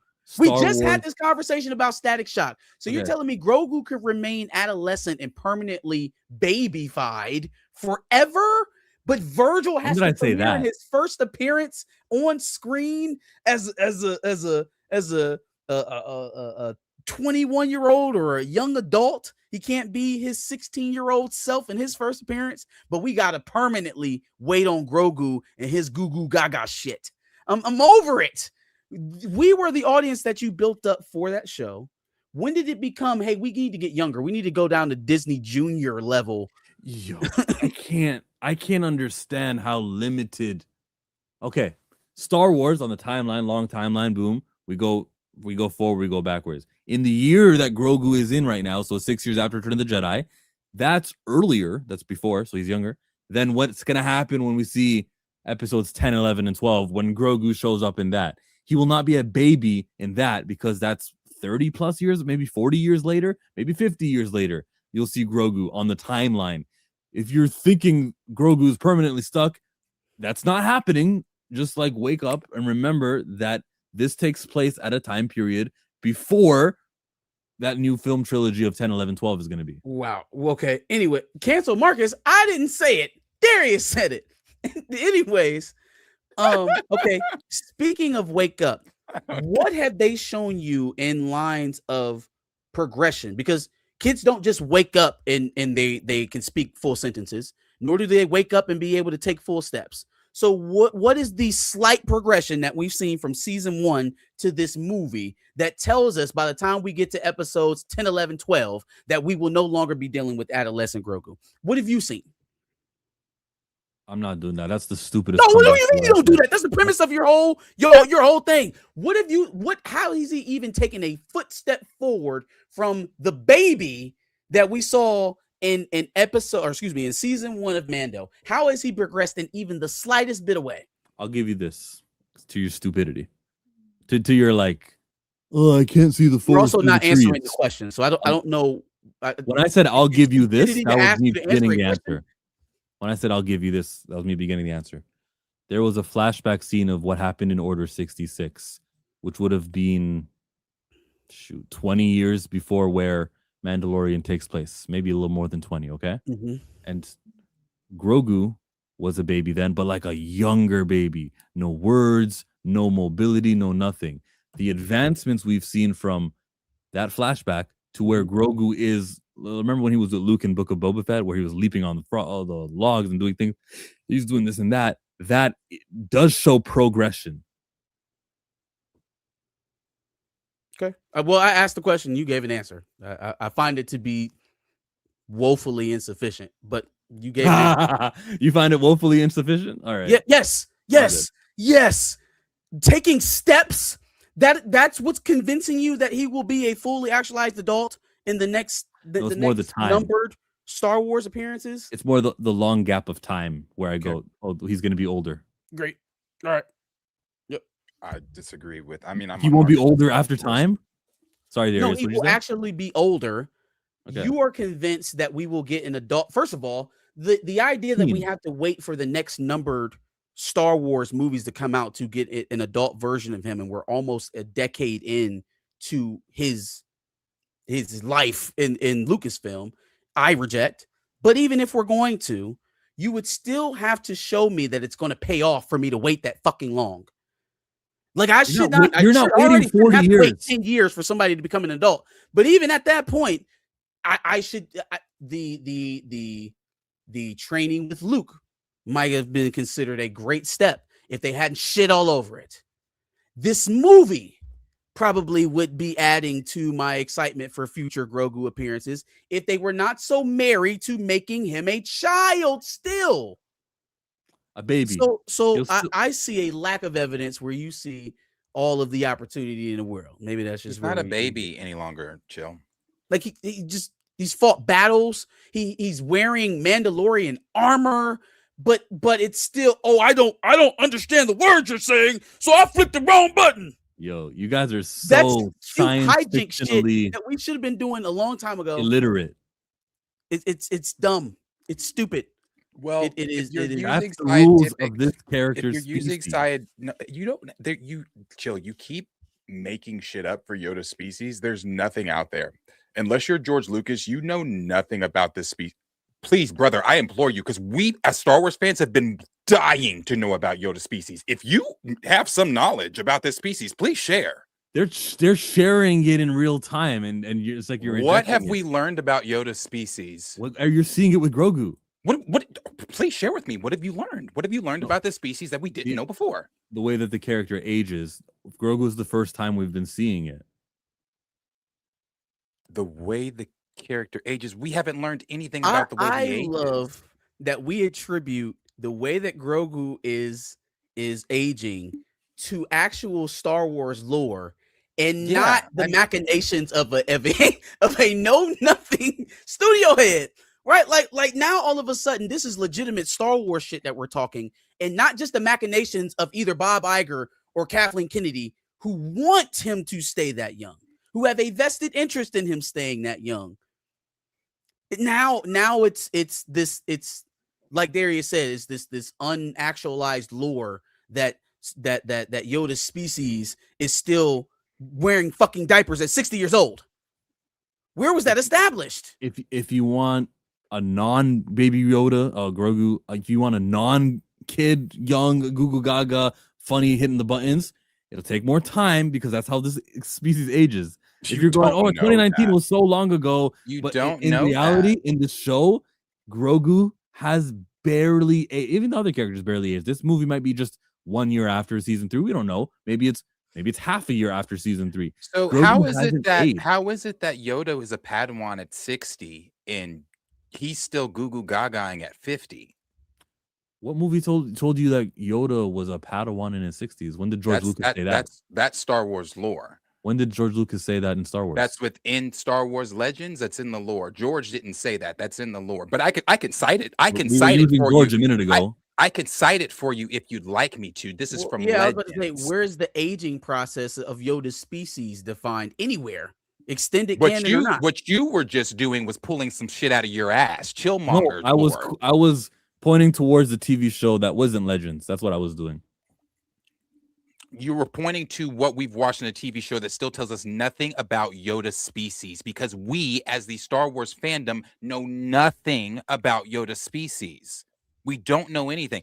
Chill. Again, if you've learned anything, please share, and don't tell me we've watched him how they age. There's 3 that examples. has not showed us how they age. There's 3 examples of Yoda's species I can point to: Yoda, Yaddle, and Grogu. Okay, you seem to be rejecting point to more the Grogu because there's example. more. That's the 3 that you can point to. I can point to more because there's more Yoda species that we still know nothing even from those others. What? Okay. Again, are they Star Wars Legends or canon? It's Legends. Star Wars is Star Wars. Star Wars is Star Wars. But continue. No, I don't have a comeback. If it's Legends, I have nothing to say. Right. So even in Legends or in what is considered to be canon, we know nothing about the species.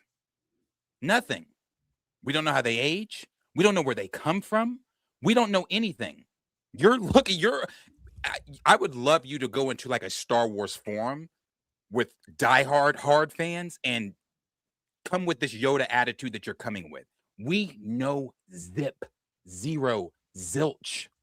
You think you know something based off of whatever you formed in your head over what you've watched over the last 4 years of Yoda?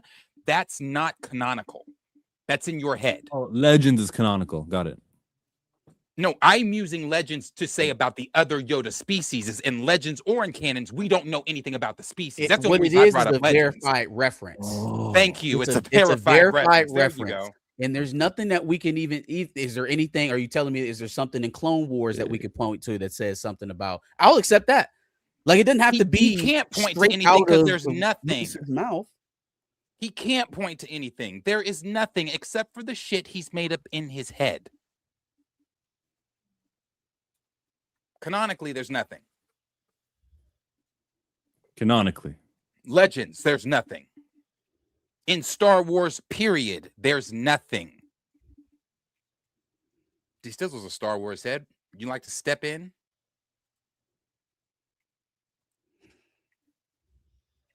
Do we know anything about Yoda species in the Star Wars lore? That's my problem. Is that I don't see it as, oh, well, this is consistent with the other, other similar species. That's one right there. The species doesn't even have a name. At least I can tell you, Ahsoka's a Togruta. At least I can tell you. When did I tell you that I knew Yoda's species name? Chill. You didn't have to. Nobody's saying that's not what they're saying. What they're just pointing out that we're calling it Yoda species because we don't even know the species. So how the fuck can you know how he ages if we don't even know the species? I just point to canon. That's all I do. No, you just pointed to some shit you made up. I was like, what is canon about their species? There's nothing definitive. Now we can infer certain things. And again, I will take any version of media, books, TV shows, movies that even intimates that there may be some slow aging process from Yoda. Like I'm opening the book up for you. There's a lot of options here. But I, for one, think that had a lot more to do with where they wanted Grogu situated in terms of how we advertise the character. And that had a lot more to do with why he's still Goo Goo and Gaga than any of his genetics. Okay, that, you know what? I think it's registering. You guys are so right about this Grogu species. Yeah. I love Legends, but didn't they mention once Disney bought Star Wars, they said Legends isn't canon? Everything's canon until it's not. So here's the thing here. Chill can shake his head all he wants to. But you're still When not hold on, giving hold the evidence, hold though. on, Marcus. He can shake his head all he wants to. When Disney bought Star Wars and they made Legends not canon, Thrawn was not canon. Asajj was not canon. But they brought them over from Legends and made them canon. So everything is canon until it's not.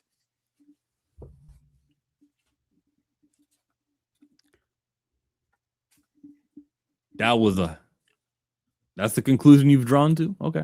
Well, the version which they used, the things they did with Thrawn, Asajj Ventress, the things they did with those characters is canon. Brother.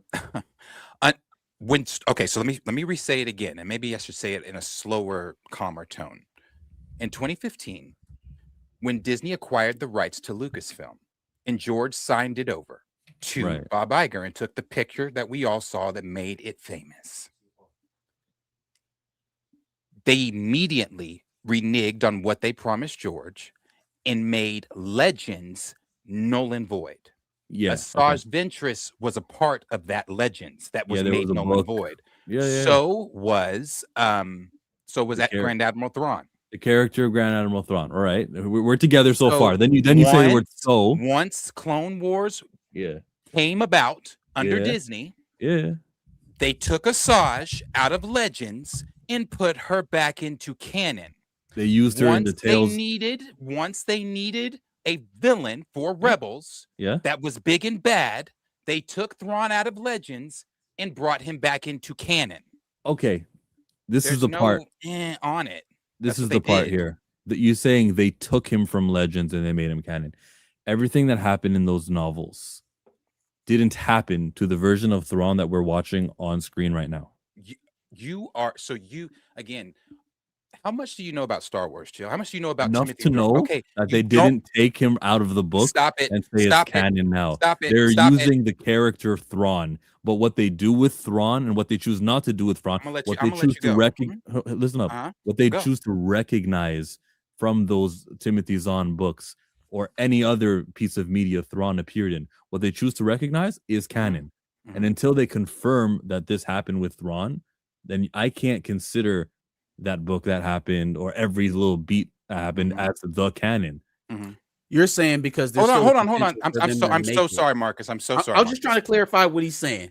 You're saying because they haven't defined his backstory in Lucasfilm or at least on the television show in Ahsoka, we don't know that he's the same version that we seen in Clone Wars. That's so what funny. I'm saying. He is not in Rebels. Sorry, go ahead, Darius. All right, so you're so wrong, and you're arguing with a Star Wars fan, brother. I'm going to start there first. When Thrawn shows up in Rebels, it picks up right where his comics lead off. And what he says is, when he walks into the room, and I forget the other little generals that are in there, he says, Grand Admiral. He says, yes, the Emperor just recently promoted me. We see that promotion in those comics that were Legends material until they made it canon. So it is the same story continuing from Legends into canon. No, so you're wrong. You're wrong. What is canon is he was. That's not what you were just Why saying. are you talking over me, bro? What is canon? Because that's not what you were just saying. Oh, okay. I'll go now. What is canon is that Thrawn was promoted, and that while that happened in a comic book, that's great. And I'm sure we can fill in the gaps with the entire story is canon. The entire story is canon. Okay. The whole thing. The only thing that's missing, D Stizzle, I know you're here. Help me with his little partner's name, the guy that the admiral that was with Thrawn. That I can't remember his name. That's all canon. All of that is canon now. I don't know why you think just the promotion from just being a part of the Empire to being Grand Admiral is the only part that's canon. It's not the only part that's canon. It's not the only part that's canon. We saw other parts within Rebels that showed us that all that shit that was talked about in the comics is canon. So you're wrong. You're wrong. You thought you had something, but you're wrong. It literally picks up where that comic leaves off. even if I accept the fact that you, Vanto. this is That's not his a one-to-one from Legends, all of the things that they chose to bring over from the Legends comics seems to suggest that they're much closer to that than any original story, right? Like it certainly isn't original. Like you may be on some sort of footing to say that it's not a complete one-to-one, but it's much closer to what was considered canon before than anything original coming out of Disney. So you're still kind of conceding the fact that they're using the material without calling it what it is, a continuation. You know, it's not it by name, but in practice, if I take 80% of the story and just leave out a few slick details to kind of make it not exactly Timothy Zahn's work, okay, so you're not a continuation in name, but in every other way.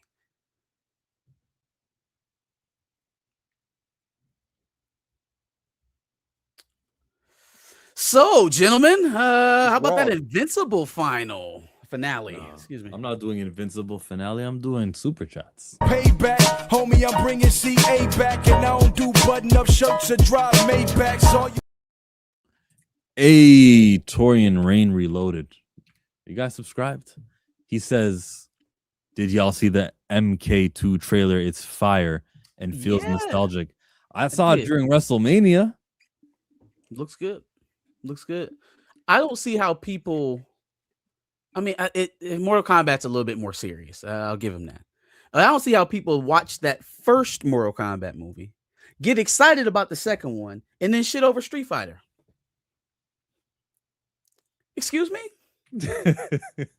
So you watch Cole Young in Mortal Kombat 1. You're excited for Mortal Kombat 2, but Street Fighter looks like shit. You're gonna have to square that for me. Somebody's gonna have to square it.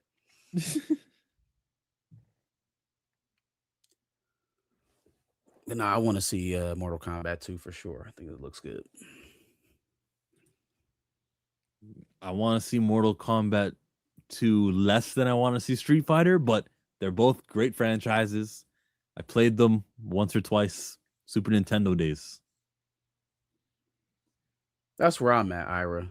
I think it looks fun. I'm not expecting an Oscar winner, but if they can keep me engaged for a solid hour and a half, I think that'll be a good outing at the theater for me. Just do what you did in the trailer, where you have the sound effects that we all recognize from the past. The nostalgia is the way to do it. Ryoken! I wasn't a fan. Absolutely. How about one more super chat? Let's whoop that super chat.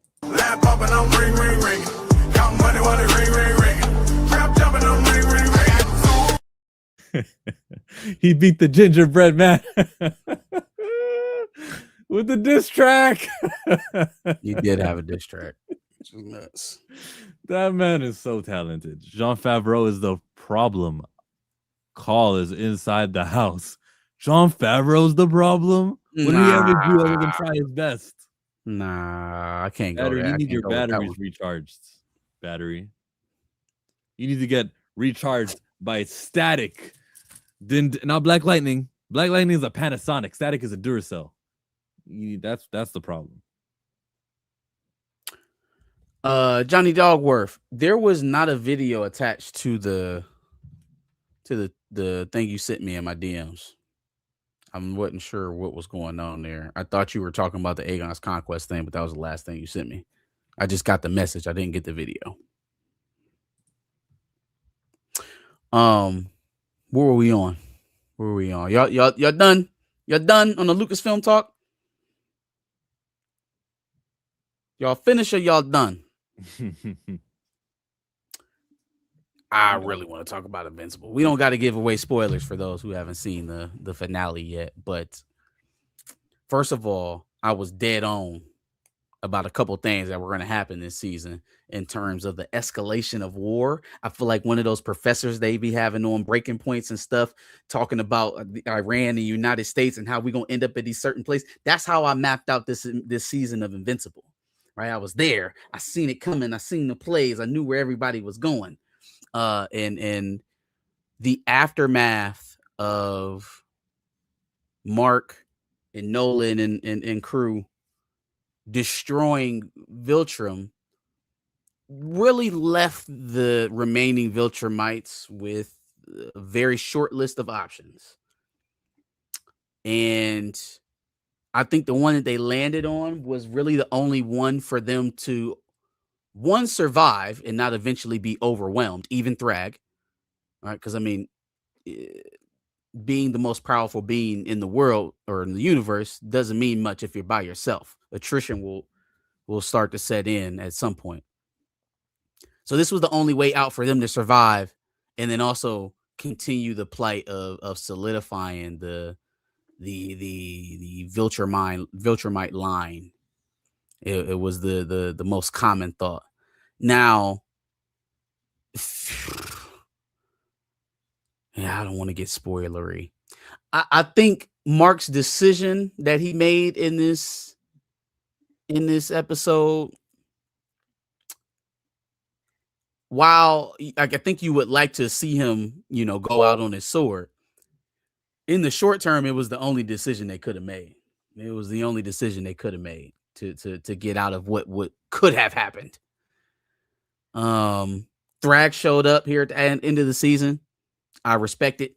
You will never hear a bad word out of me about Grand Regent Thrag ever again. I think I found my new Halloween cosplay. Stellar season. And to be running congruently with the boys right now, damn, is it setting a standard that one of those shows is just not hitting so far. Yeah. But yeah, no, I really do. I love what we got out of this season. Very excited for season 5. Well worth the wait. It's probably the first time I've said something like that about one of these animated shows that take like 2 years to get a new season out. Worth the wait. This one was worth the wait. This season was. Yeah, I thought this was a very good season. Thought they did a good job. I don't know what they're gonna do with Thrag. I mean, I don't know how you beat him. I have not read the comics. I don't know anything like that.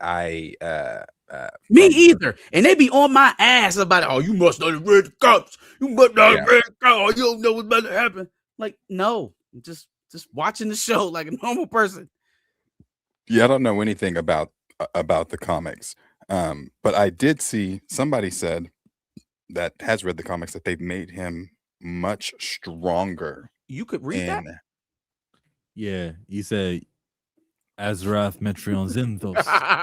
I'm like, hey, he said somebody mentioned and then clicked on that message. I'm like, that shit must be different on my computer only. Like it must be. It's got to be messed up on my computer only. No, go ahead. Yeah, I just don't know what they're gonna do with Thrag. That's a problem. They said some people said that have read the comics. They made him stronger. I don't want to know. I'm not picking up the book. I don't want to know. No, just that they've made him stronger than he is in the book, I guess. Oh, in the show. We can see that the boy punched Nolan out of the stratosphere from the planet, like on the planet, and now I'm gonna hit you. I'm gonna uppercut you, and you ain't gonna stop flying until you're completely out of our orbit. Yeah, and then the deal that was without making, this is not spoiling it, just the deal that was made. I don't know how you get out of that. Yeah, like what you gonna do? Like as he's sitting there going against it, he's saying no. He thinking about it, and he's like, "Fuck." But I just hit him with my best shit, and his face didn't even move. He yeah. Like, yeah. What am I gonna do?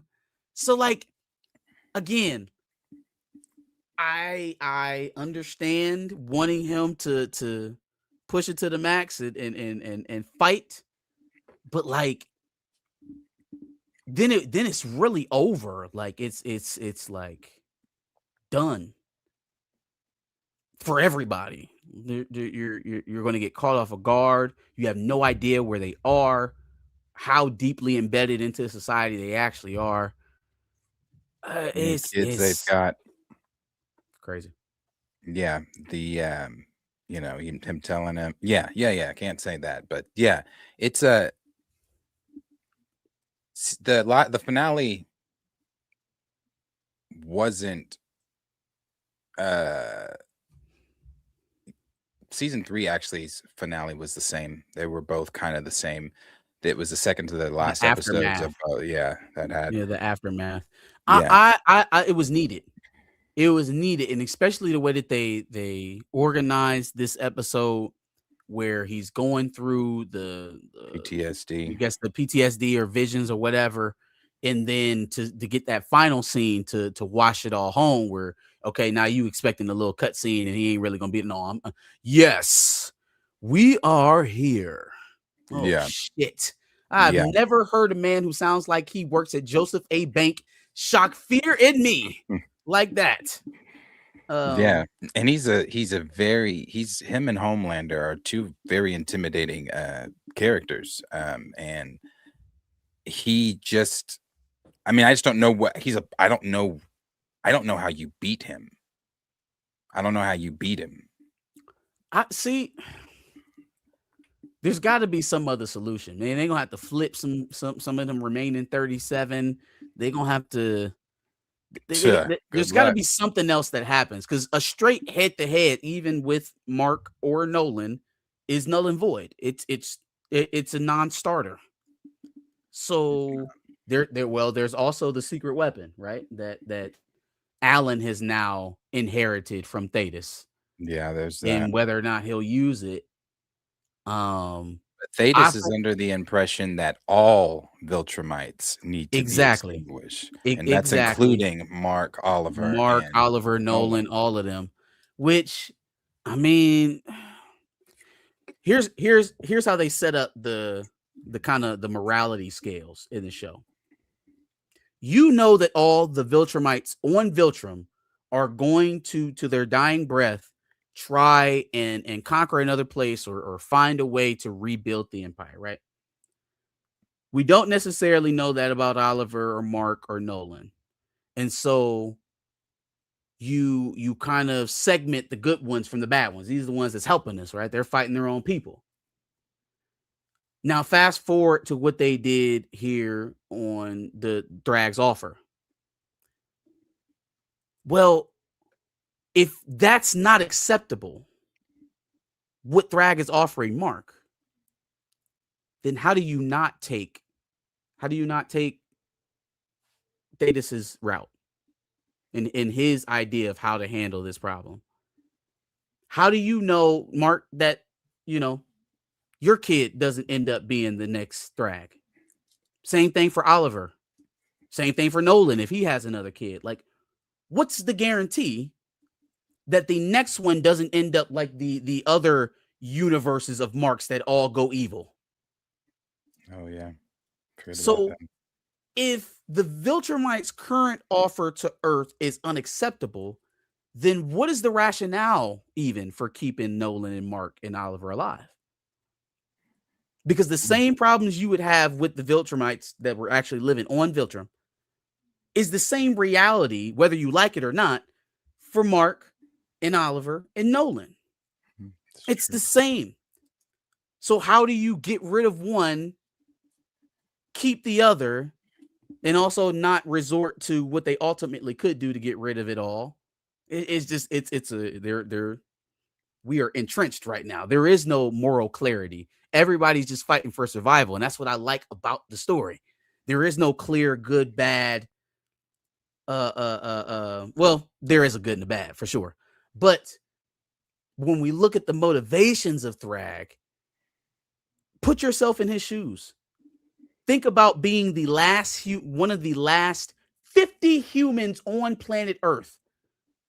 What would you do to rebuild the place that you know right now? Oh, by the way, you just so happen to be the most powerful person in the universe. You gonna sit down and let your people die? You're gonna go and extinct knowing the incredible power that you and the people remaining still wield. I'm not saying we go full on genocide. I'm saying I'm definitely not sitting on Viltrum and going quietly. We're going to have to do something. Right. So, yeah, Yeah. very great season. Great season. Yeah, great. It was a great season. It was a great season. I couldn't get online without seeing people do or showing the comparisons of the panels to the episode and the changes or whatever it might be different. But it seemed like it was all pretty fucking close. Especially that the stuff with Nolan and Thrag and Oliver and them in space and what happened. Yeah. So season 2 remains my least favorite. This and season 1 are pretty close. And that was the one that took the longest to make too. That was infuriating. Yeah. I hear you. Do more research. I'm talking more so after the Scourge virus, right? Like the centuries of conquest and annihilation. I mean, we could attribute that all the way back to Argyle, which is centuries before even Thrag. I'm talking about what they had to deal with after Argyle was murdered and the Scourge virus was released. You're basically the president of the planet. Universe, galaxy, because who stepped into them? It's either sit here and die slowly or find somewhere else to live. Or what was the alternative? Basically worldwide gulags. What he thought he saw, what we thought was actually happening when the episode first opened. Yeah, I'm sure a lot of that in a lot of camps, probably some breeding centers for the Viltrumites to just plop down into whenever they feel the urge. What I need Mark to learn, and maybe he does later on, he needs to learn that move. That one, he needs to learn that. Yeah, he needs to learn that ASAP. I'm coming out the gate with it. I don't even know why they be wasting time. I don't even know why they waste time. I'm coming out. I'm using this shit like a sword because they be fucking cutting through shit so easily. Like he needs to learn that's fast. But when Thrag was actually there, my heart sank for Mark. I was like, oh shit, no, he there for real. Oh, yeah, it's over. I was like, oh brother, I don't know if you can run he's fast there for real. Oh, it's done. Run, Mark, run. Yeah, I was just like, run. They did bring that on themselves. You're right. But okay, so now you live in Germany in like 1945, and everything that we know happens in the Second World War happens. Hitler's no longer in power, and now you're the new leader. So now what? You sit here and you die for the generations past, and all of the children who were born after have to suffer, and generations future will just suffer indefinitely because no, that's not how that works. Like there's, I think if you're outside of that situation, it's very easy to view it as one through line, right? Like one clear path through all the evilness to the consequences that they deserve. For the people living in it, though, there's life before and after disaster. And there is one thing that you can say: the fact that they still have a mindset to conquer shows that they probably need to be gone. Yeah, but I think right now, I mean, they could more so out of necessity. But the offer is the thing that rebuffs that, right? They have an instinct to conquer, and they have the wherewithal to do so.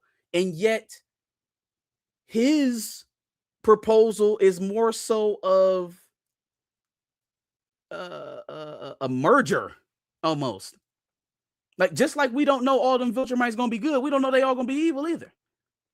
How many of them? Well, we getting into the weeds now. Well, no, you're right on that because some of them are going to go to school like Mark did and be regular kids like Mark was. Exactly. So they're taking almost as big of a risk as Mark is by saying yes. How do you know that you're creating allies by doing what you're doing? You don't. If though these children are raised in the father with the Viltrumite, well, which I'm Nolan sure they'll was, try to make happen. No, I mean, well, Nolan was there, Yep. but at that time he wasn't trying to push a narrative on Mark. He didn't even know Mark was getting his powers. He didn't think That's Mark was true. going to get powers. So for them though, the Viltrumites, they could, hey, here's what we are, here's what you are. Get with it, or I'll make another one. I don't know. What did you think about Mark or Eve's confession to Mark? It was warm. It was heartfelt. Shut up, Joe. It definitely wasn't warm. It definitely wasn't warm. I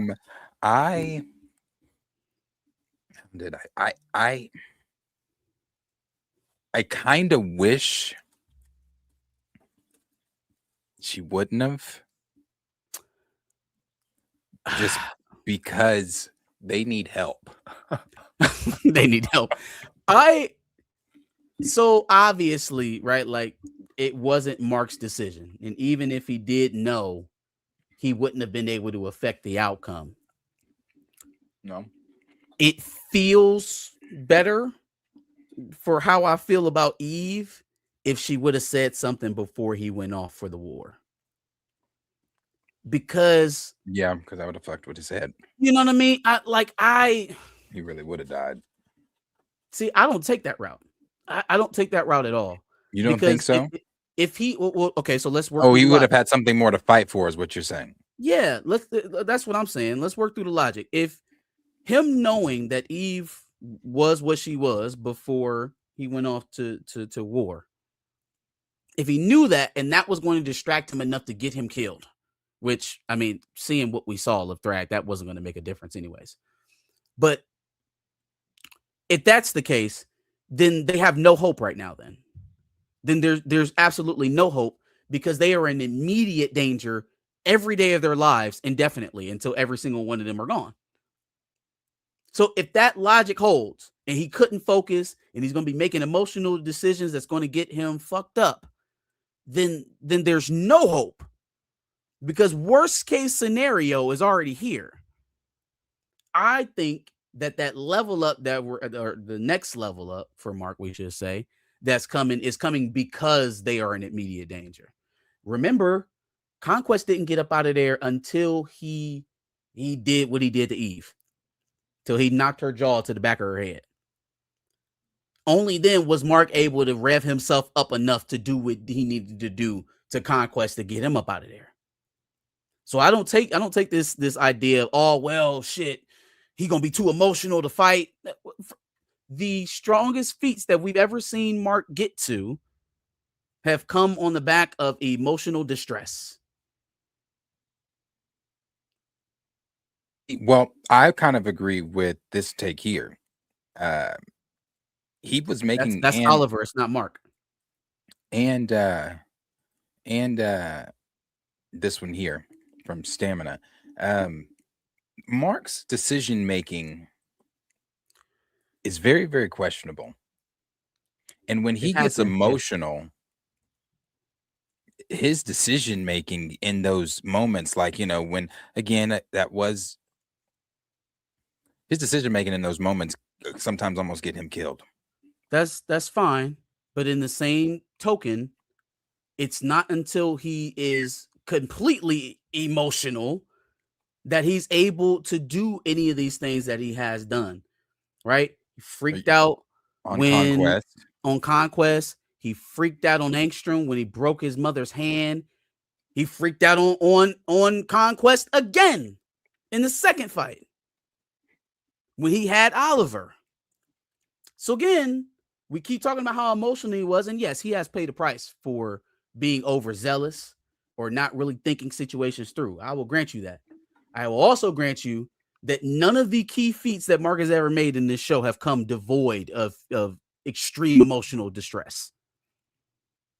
He was pushed to the max in each and every single one of these situations. And that somehow helped him find a new level to get to. However, the only difference, though, with him finding that level with Conquest, he was on Mark. He was on Oliver's. He was on Oliver's home planet. How did he start fighting them Viltrumites? How did we get to that point? Who did he see in danger to the point where he kicked it on and stopped giving a shit about whether or not he was going to kill these people? Like, well, yeah, that again, that works with Conquest. That works with I forget some of the other ones' names. Works with those guys. He literally cryingly, people have now made memes of it, flew for his life from Thrag. Yeah, no, for sure. No. Thrag is a different animal. He's a different animal. I'm sorry. Was that Eve's forehead that smashed into Conquest's face about 50 times at the end of that fight, or was that Mark's? I'm trying to remember back. It was a long time ago. Help me remember. Thrag is a different animal. I don't think nobody's 1v1 in Thrag. No. That's not going to happen. He's the strongest Viltrumite ever. I'm convinced he's one of the strongest characters ever. Just and I'm convinced. Yeah, he's one of the strongest characters ever. Oof. Man, this was gruesome. This was gruesome. Viltrumite spike. I just want to hear somebody say that one time. I want to hear him call it out. Who blurred it? Did you blur it or did the thing blur it? They probably blurred it. Yeah, probably the person who posted the video. Viltrumite spike. John said some weird shit the other day. Campia? And was like, if we can see them, all this blood and guts and intestines, why can't we see them fuck? And I'm thinking, that's not where my mind goes during an Invincible. But hey, he also said Tobey Maguire's dick, so maybe John's just got a different mind. But you know what he did say? He said recast T'Challa, and I'm not talking about the T'Child. He said T'Child. He said those words. It's him. I don't believe you. Show me the footage. Nah, he didn't really say T'Child, but he did say the word. I fucking knew it. That part though. Yeah. But it's been great. I like it. They said late February, early April for season 5. So I'm good with that. That's about the time we got for this one from last season. Cool. I'll definitely be rewatching this season for sure. The back half of this season gave us some well-earned action, right? Like things that we had only just kind of like talked about in concepts. We got to see the actual planet of Viltrum. We fought on Telescria. We got to see Thetis kick some ass before he got his head torn off. There was a lot of payoffs in this season, so I really appreciated it for sure. Yeah, I'll tell you, when Oliver got his arm ripped off. Oh, I thought it was over with for him. And his job, I was like, oh my God. God. He punched him and realized it was a mistake and tried to run. And before his body even completely turned around, he was already grabbed. He said, "Oh, you thought you was leaving?" Yeah. I know. I was like, oh my God. Did he just backhand this man's jaw off and rip his arm at the same time? I said to myself, I was like, is Oliver dead? It's like, holy shit. For a minute there, we thought we lost you there, boy. Thought we lost you. Yeah. And then when he went for him, I was just thinking to myself, damn, you need to put this kid on a leash because why is he going back over? Oliver is what y'all think Mark is. Like, Oliver is 1000% what y'all think Mark is. He's done it twice now. He did that shit to Conquest, right? Almost got his head popped. His eyes almost shot out of his head. And then he trained with Nolan. He got a little bit older and then ran it back the same way versus a stronger guy. What did they say before they left the ship? Do not try to engage him. Don't let him break you out from the pack. Don't attack him alone. Here go Oliver. Dun, dun, dun, dun. like the way like they did the Thrag scenes when you punch. They did them like the whole Kal-El versus Justice League, where it was in slow motion for Kal-El, because the way Thrag moves is just. He sees it, then he grabs Oliver. I was like, "Damn, that is smacking while he's still holding his arm." It was brutal. The PTSD moment with his mom. I thought that shit was real. I was like, "Oh God, did you not think you would pay for all you have done?" I was like, "Oh God, is that how Debbie goes out?" Definitely gonna be Thrag this year for Halloween. Not even playing around. So I like Volcanica. Here's my problem with some of their side plots. I didn't like that one. They do a lot of building, but when it comes to cap them off, it almost feels inconsequential. Like the what's the monster or the aliens? They need a host and they spread the pink. I forget what they're called. I forget what they're called. That starts with an S, doesn't it? The cichlids. There you go, cichlids. Yeah. Cichlids. That pissed me off. He the way that all ended was like, yeah, it was an inflection point for Mark, but we've been dealing with the cichlids for what 3-4 seasons now. Like they've been in every season of the show. That's how it wraps up. That's. It almost feels like everything that's not the Viltrumites we don't really got to worry about it, because it's really not going to come back to do anything to us. I'm not worried about Damien Darkblood. I'm not worried about Satan. I'm not worried about any of that shit, because when they pop back up, it's going to be a quick brush off, and then we're going to get back to the main storyline. That will be my only critique, maybe about the last couple of seasons. Why was Satan so weak? Why were they so weak? Why was Satan so weak? Even when he got his powers and I was like, damn. I didn't care for that entire episode, but they kind of reimagined Satan and the underworld or hell and what it really means. And there's a hell, but there's no heaven. It was very, very weird. But yeah, I didn't like that. Basically, they took his powers away. Volcanica took his powers away. His crowned, which would make him be endowed with his powers again. I don't know. That was a very weird piece of the season, but I don't. The side plots, man, they have not been paying off the way I really thought the sequel thing was going to be bigger than what it was. Yeah. Even that Robot and Monster Girl, when they pop back up, I don't think it will be a big thing, but whatever they have to do to get them back, I think they might just show back up. I think they just might show back up randomly. Yeah. Dang, what was I gonna say? It was something else about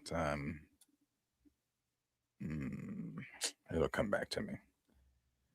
But yeah, it was good. It was good. Quasimodo wants to know why I'm so red, because I turned on that nightlight feature on the computer. So now it's off and now it's back on. It helps you, because I'm trying to go to bed soon, so I don't want to have the blue light from the screens keeping me up.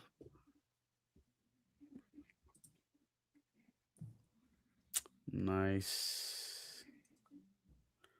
Is that everything? ClayFace, Invincible, Miami Vice. Oh, Michael. Time out. Take off, Darius. Time out. Before we get to the next thing, we always got to look over the super chats to see what people got to say and send. Thank you for sunshine. Thank you for rain. Thank you for joy. Thank you for pain. Tony and Ray Reloaded. Speaking of Viltrum, did you see those series of tweets from some of those in Japanese Twitter liking us black folks to Viltrumites? Did I see that? Yes, I did. What? Oh, you didn't know? Wait, what? It's one of those things that get magnified because it's the talk of the week.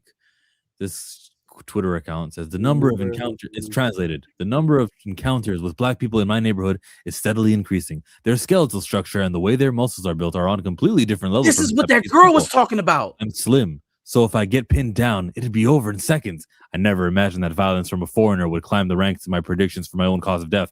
I couldn't have pictured that even a few years ago. Things change when you at least expect them to, huh? Fam. Wait. Okay. It was I'm this so chick. confused. She was making a TikTok, right? And then the what is it? The comment on the TikTok was Japanese people expressing their feelings about black people or something like that. And she was saying this exact shit, like about their skeletal structures and all this other shit, and they're gonna take us out. And she must have been talking about this post, because what in the fuck? Where did this even come from? No, right? Where did this come from? Now, who's in charge of these platforms, and what did they try to boost? Disunity, hate. Yeah. So then that's what the answer is to all this. Why does this have 22 million views? I don't want to mythologize it to the point where we say that this sentiment isn't felt by anyone, but sure, it definitely seems manufactured for sure. Yeah, I also know that I think obviously you guys know this too. As a race, we are hated everywhere. Globally. Yeah, globally. That's not like just a North America thing. That's globally. So London and Paris and Mexico, America, Scotland, Canada, Tokyo. Yeah. So I don't know. Their skeletal structure is much like Viltrumites. I'll take the compliment. I was gonna say thank you. I'll take the compliment. They're impeccable beings. So she's looking at it that way. Yeah, I mean, if we wanted to take over hockey, we could do that. Wasn't that Japan that they were like inviting black men to come over there and date their women? Because that's of either the Philippines or Thailand. No, Thailand. Okay, there you go. Yikes. Well, watch out for all my international travelers. I'm terrified to travel internationally, and it's for those reasons. I've only had one bad experience. It was I was on my honeymoon in Rio, and our first day there, we posted up in some suburb off of what's the close beach by there? By Impanana. I'm probably not saying that right, but anyways, so we were walking down the street trying to find something to eat, trying to find somewhere where they weren't speaking Portuguese so we can actually order our food. And like there was a coffee shop, right? Walked by the coffee shop, there's 3 older gentlemen sitting outside. Crossing the street, I hear some words I'm not familiar with, but then I heard gringo. And I said, oh, I know what that means in every language. I know what that means in every language.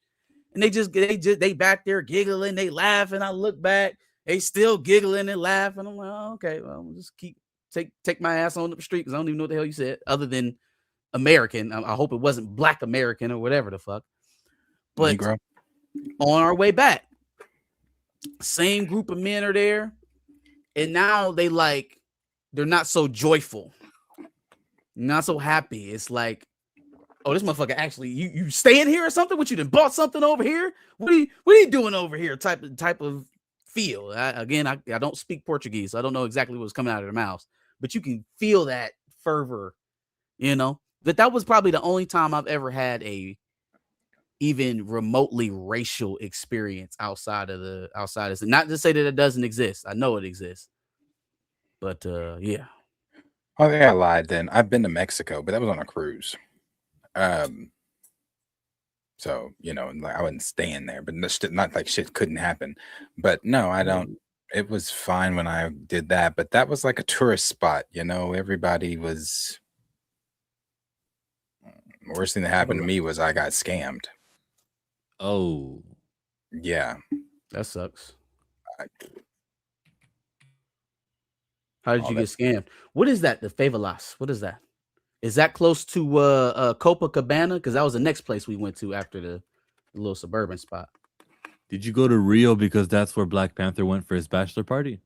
I went to Rio because when I researched beaches, that was up at the top of the list. A lot of the beaches in Rio. Definitely a salt and sand guy for sure. See, I'm terrified of the ocean, so can't do it. You know, it's a wonder they even got me on that boat.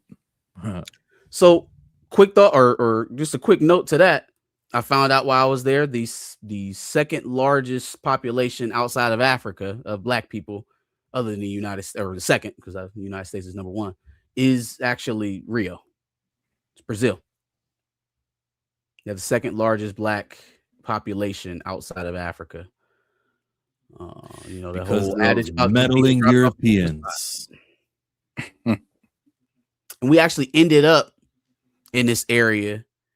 It was like a skate park, and they was playing music and shit like that. And there was a black dude there from the States. And he was telling us how, like, you know, he tries to get more people to come out here. He was like, the area you in right now, you probably see a lot of black people. But, you know, you start getting over in here. He naming places over here. You kind of got to, you know, move a little differently. It ain't as many of us over there.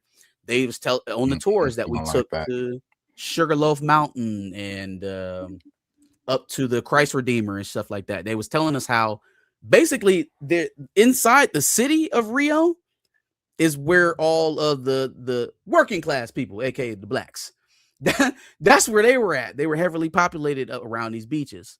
Well, you know how industry is, gentrification, start moving them up. So now that population mostly lives in the mountains. Like as you're driving up to some of these tourist spots, you go through different neighborhoods. The neighborhood that Michael Jackson shot his They Don't Really Care About Us video on No Steps. We was there. But you kind of got to get through all of that to get to the tourist spots. They kind of push them out of the city up into the mountains. They had some history there that I didn't expect to get while I was there. So that was pretty dope. Would they refilm over there same way they did Thriller at the same place? Would they go to the same street in Brazil for the part 2 Michael Jackson movie? Hell no, they let Mike do that. And there's better beaches. Hey, look, man, I would take it for sure. You know, so it's a little Africa being kind of okay. I mean, I was assuming that there were great beaches in Africa too. Didn't have to go nearly as far to to get to Rio, but I hear you. Maybe because it's for Mike, they might. Yeah, same like rules basically. Yeah, Michael Jackson, you got it. Come film here. And there's a bigger budget for a movie than a music video, so security should be fine. Yeah, they might. Sure did. Mug was huge. Mm-hmm. Yeah. That'd be an interesting story to dramatize, though. Getting permission to film there. That's something that you could knock out 15 minutes of a movie with. What? Yeah, I'll get into it. I did see Mike. It was good. It was good. It was good. I like the it was electrifying from the minute it opens to the minute it closes, especially on all of the musical parts of the biopic. It is electrifying. Jafar, Oscar worthy in my opinion. Now I've seen other people saying, "Oh, he should act on other things." I don't know about all that because I don't know if maybe he can. I don't know about it, what his acting ability is, but his portraying a hell of a debut. This is a hell of a debut. Portraying his uncle, when the first line when they cut to the older version from the younger boy that plays him too, I think his name is Julio or Julie, something like that. He was phenomenal too as young Mike. But when they cut to Jafar, and it's like jaw dropping. I'm like, he embodies Mike, and it's crazy. It's crazy. It's really good. It's really good how they captured it. It's really good how they do it. Now, the critics and things are coming in saying about it felt flat. It felt like things were missing and blah, blah, blah, blah, blah. Now, I don't agree with a lot of what the critics have said on Rotten Tomatoes. But when you do watch this film, it does not seem like it is I guess what I was expecting. I wasn't expecting Jackson's The American Dream because it still does not beat that. I was not expecting Jackson's The American Dream, but I was expecting them to delve a little deeper into things. Even situations with the brothers, like when Jermaine stayed at Motown, that's something they tapped on in Jackson's The American Dream. They say it in the film, but they don't. The brothers are more so just there to as supporting cast, really. This is Michael's movie. Yes, it is Michael's movie, but even with it being Michael's movie, there's still even things with Mike I wish they would have delved in a little bit deeper into, because they just it feels like they leave gaps. It feels like they don't dive deep enough into certain things, but that doesn't take away how great it was, because the things that they do show Mike doing, like how he came up with Beat It, how he came up with the whole Thriller album. It's a little montage. There's a montage for Off the Wall. There's a montage for Thriller. I cried more than I thought I honestly was going to. And I think it's really because there are moments where you just really have to remember that's not Mike up there, because you really feel like you are watching him. Jafar, and I'm telling you, it's incredible, the work, and he deserves all the flowers, accolades, all of it. The work that he put in to being Mike, it's the voice. I mean, the voice when he talks, it's crazy. So two things, because one of the things that I feel like people are not taking into consideration when they're, because you're not the first person I've heard say that, in terms of how deep they go and how detailed they are on some of these. We got to remember, man, the estate is still in control of this, right? They're still signing off on what we can and can't do narratively. There were things cut out of this film because of disputes with the estate and individuals who had signed NDAs with Michael before he passed and stuff like that. So there is a lot that maybe can't be told in certain ways because of that type of stuff. I will also mind you that Freddie Mercury was mostly seen as just a great lead singer who probably had some ego problems and not a drug addict. Oh yeah, though I said that too. They didn't Right, dive into a lot of the Freddie Mercury shit. They cut out a lot for Freddie Mercury as well. I haven't seen the Bob Dylan movie with Timothée Chalamet, but I imagine that they write a pretty prim story for him as well. So I think the difference in between those two characters and Michael is that there's an increasing possibility that he's going to get more opportunities to reprise this role. And so, be that as it may, if the first installment of these films goes from like when was he born? 69-ish or something like that to 1988. Man, we got so much more story to tell. Like we have so much more. We haven't even gotten into the 90s from Michael Jackson yet. When was Mike born? I think Mike was born 58. 58. Golly. Yeah, I'm pretty sure it was 1958. So from there all the way up to 1988, that's just the first 30 years of Michael's life. Yeah, right. And probably, and it's unfortunate to say, but some of that stuff that you looking for, that real controversial stuff, that's the next movie. That's what the next movie would majoritarily probably be based upon. Did you see Nia Long answer that question? One of those morning shows shit disturbers were asking that, and then she and Coleman Domingo were like, "Well, there's talks for another movie. If this one's got to do well, everyone check out Michael." And Jafar confirmed it too. He said they're doing it. The brothers. We know the real story. Yeah, we know what happened. What happened was they had a movie, and then they did dive into that stuff. But then there was a contract that was signed that said that if you can't dramatize this part ever, and they go, "Oh, okay, we're gonna cut the movie into 2 parts." We know that, so they'll just do the second part with all the footage they did edit, and then they'll add some more parts. Yay! I also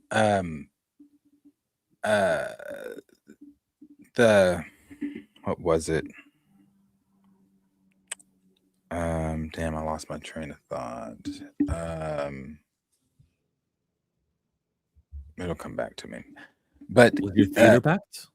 Yeah, my theater was packed. People were dressed as Mike or dressed in Michael clothing. People were dancing. Nice. Standing ovation at the end. People stayed at the credits, danced. I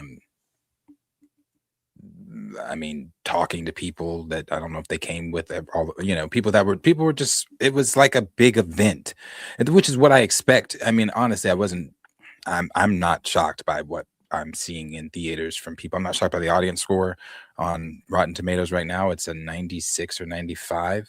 I mean, this is Michael Jackson. One thing I don't like that I'm seeing is from people coming out saying, "Oh, we didn't learn anything new." Okay, I don't know what new you're expecting to learn that we don't already know about this man's life.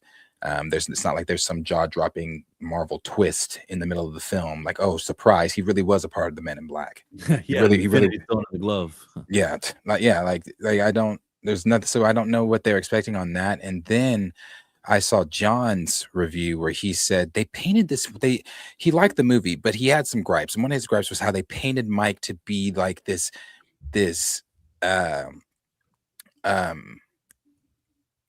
he had this just great moral compass. He was just like always, they had him always saying the right things. Like they didn't just show him with sick children once, they showed him with sick children like 4 times. Again, these are things that you can Google about the man's life. He spent a lot of time in hospitals with sick children. I mean, he wrote Gone Too Soon is about Ryan. I don't forget Ryan's last name, a little boy with AIDS that he had that whole campaign for, spent all that time with. I mean, Ryan is just one child to name, but Mike did this for so many different kids. So it's not as if that was a facade that they just like added extra in. Like that's what he did. And like he even mentioned him buying toys for the kids at Toys R Us. That's what he did. I mean, that's guys who do that. I know Tom Holland's done it, and not Jack Sparrow. Johnny the Depp. actor. Yeah, he'll do it in character and stuff. So respect to those guys. So I'm just like, I'm confused. I'm confused what y'all wanted from this. Did you want to sit down and then be shocked with some weird twist or weird? I don't know. Was the Diana Ross thing not enough? I mean, that blew my mind when I found out. Why is she not able to be in it? Who? Diana Ross, the whole Diana Ross. I guess they cut her scenes. Yeah, they cut her. I don't know if that was because of Diana Ross or Well, the actress said she said legal stuff. So definitely Diana Ross. Why would Diana not want to be in it though? Well, because of the stuff that is being revealed about Diana Ross. And but how she did Michael Jackson. But were they going to go? Because the actress says she filmed some great scenes with the family, and if she filmed great scenes with the family, would those great scenes be defaming Diana Ross? Well, okay, but ultimately they didn't end up together, right?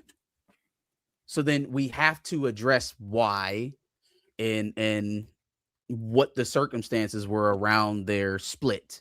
I mean, he wrote a song about the woman. I think we can infer that it didn't necessarily go cordially.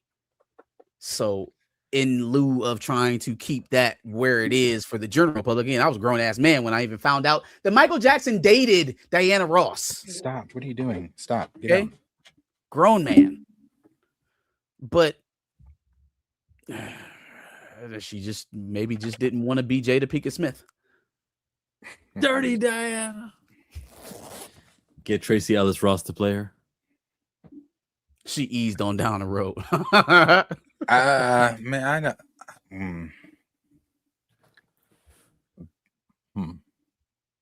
But as a public figure, can't they make a dramatization with you in it?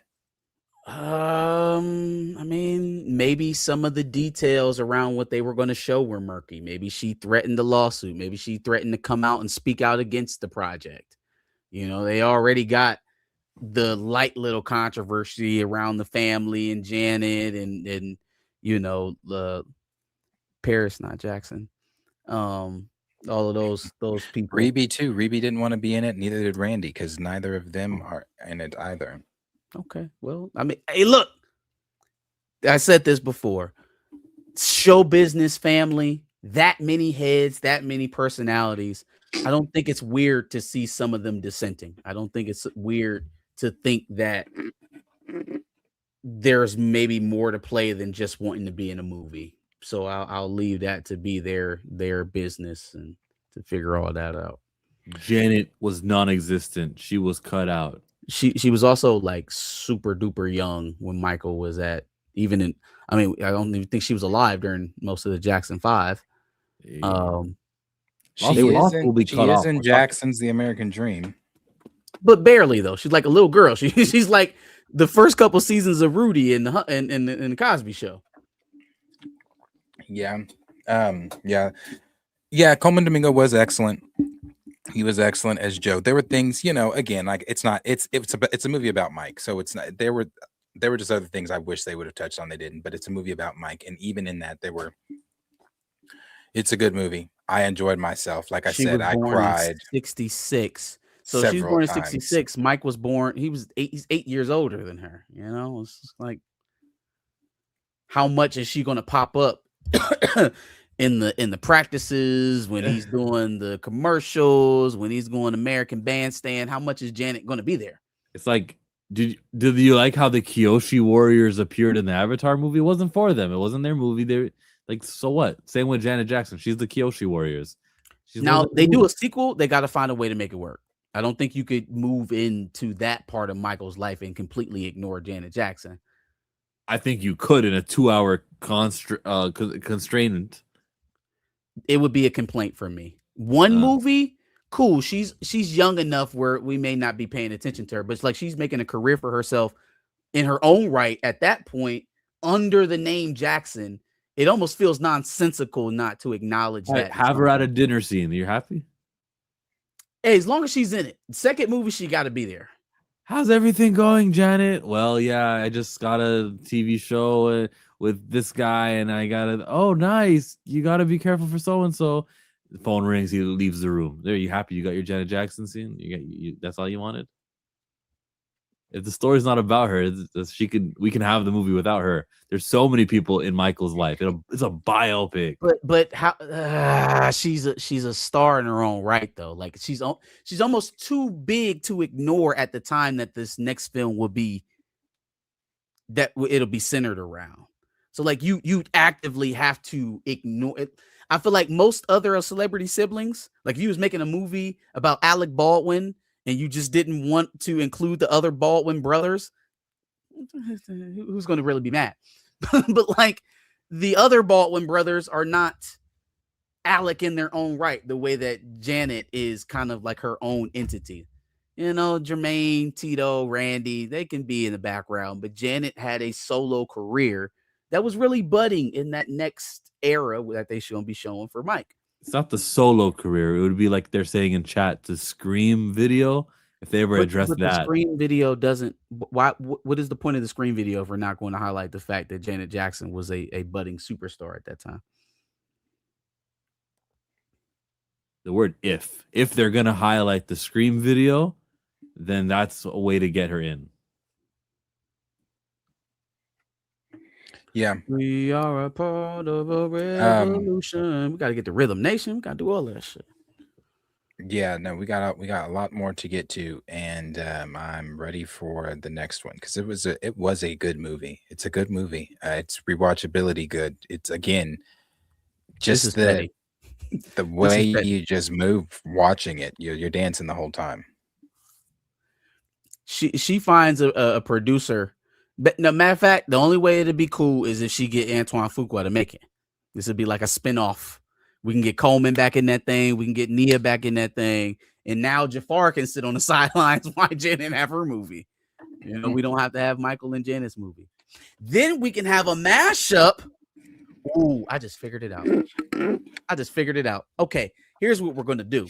We're not going to touch Scream. Yeah, exactly. We're not going to touch Scream in the second Michael movie. We're going to have our own Janet solo, written and directed by Antoine Fuqua, and then we're going to have Scream, a Janet Jackson Michael story told centered around Janet's career intermixing with Michael, the Scream video. We're gonna get all of that.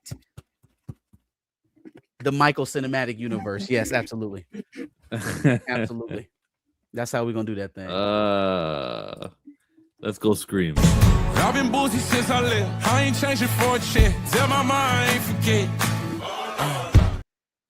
Arthur Rose, I think my bet of 725 million is looking good. Well, let's see how the international audience show up. I haven't heard a single number yet. I haven't heard anything. He would be out of his mind by thinking that. I don't know how much any of you have been on the internet since Michael has debuted. I'll just hold on. Let's just do this one. It's literally still Thursday, so if it's anything even relatively impressive, I don't know numbers right now. Okay, I was about to say. Yeah, I know. No idea what numbers are. But, and this is just one video. Actually, let me do this instead. Forgive me. Thank you, Arthur Rose, for the $2 just to spark whatever this is about to be. These are just theaters. I showed this morning, some of this morning. These are different theaters.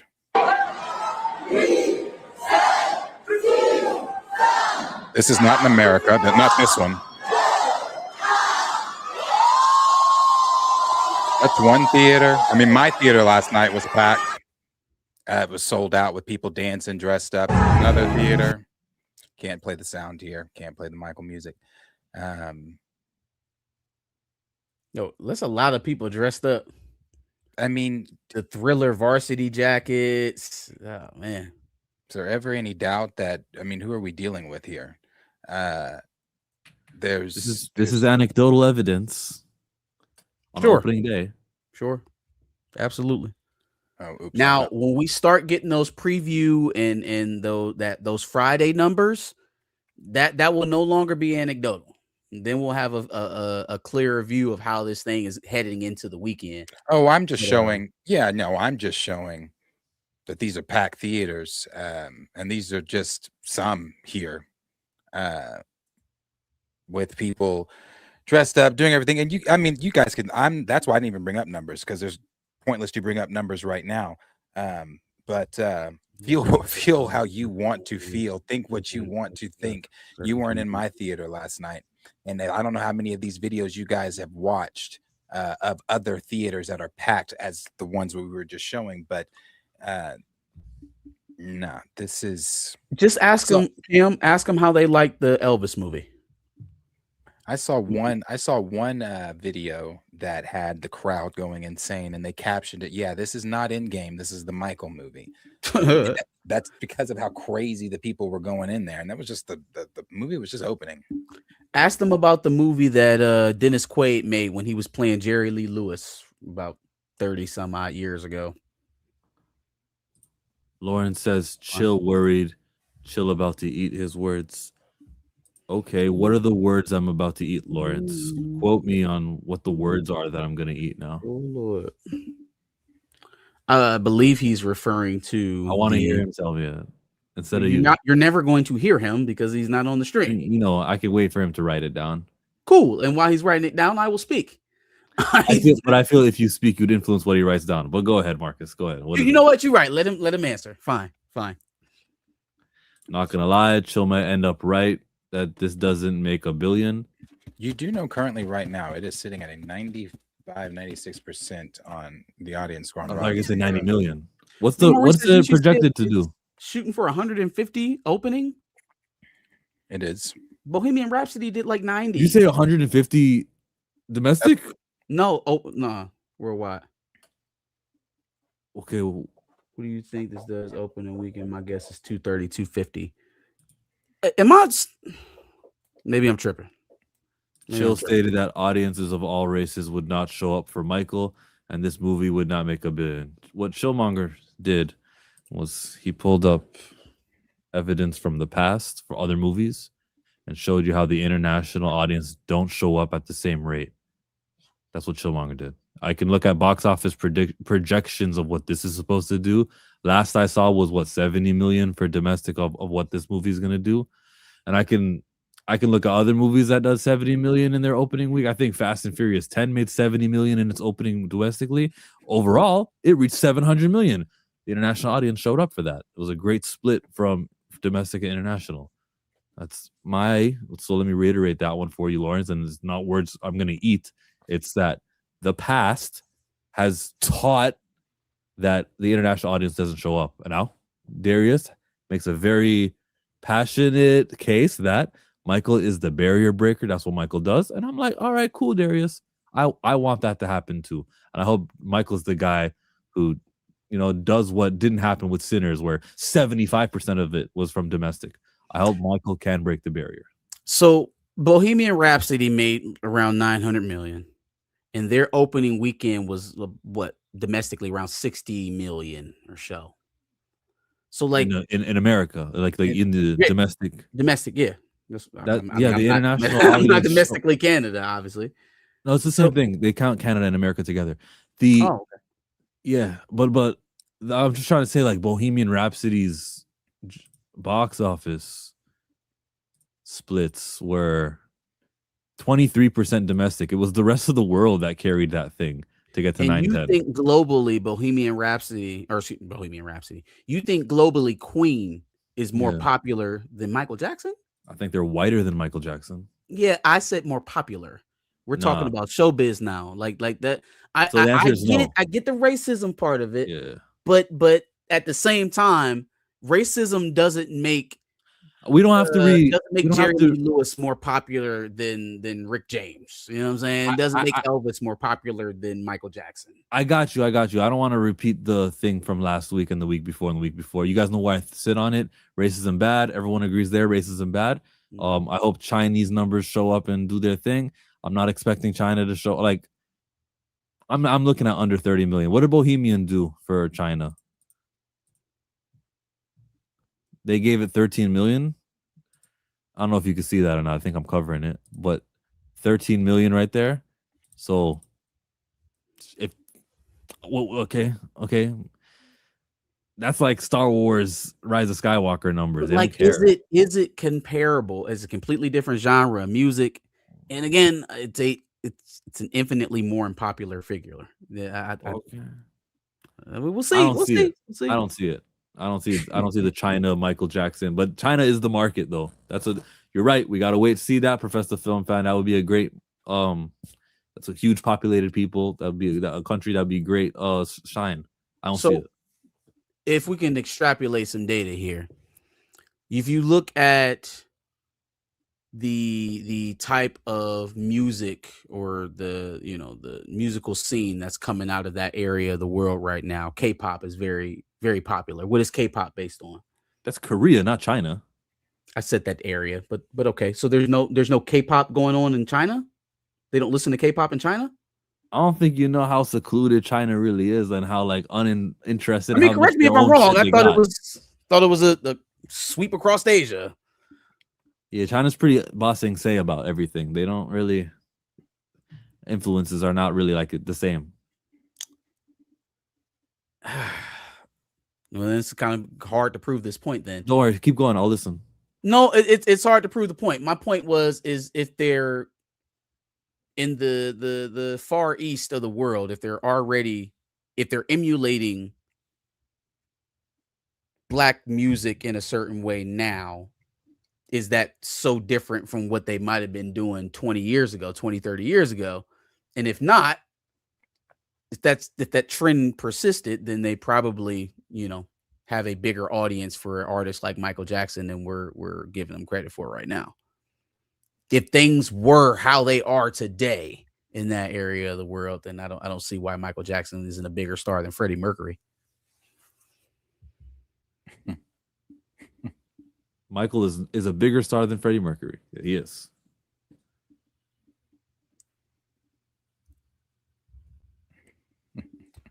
Hell bent on anti-American sentiment, especially at the box office.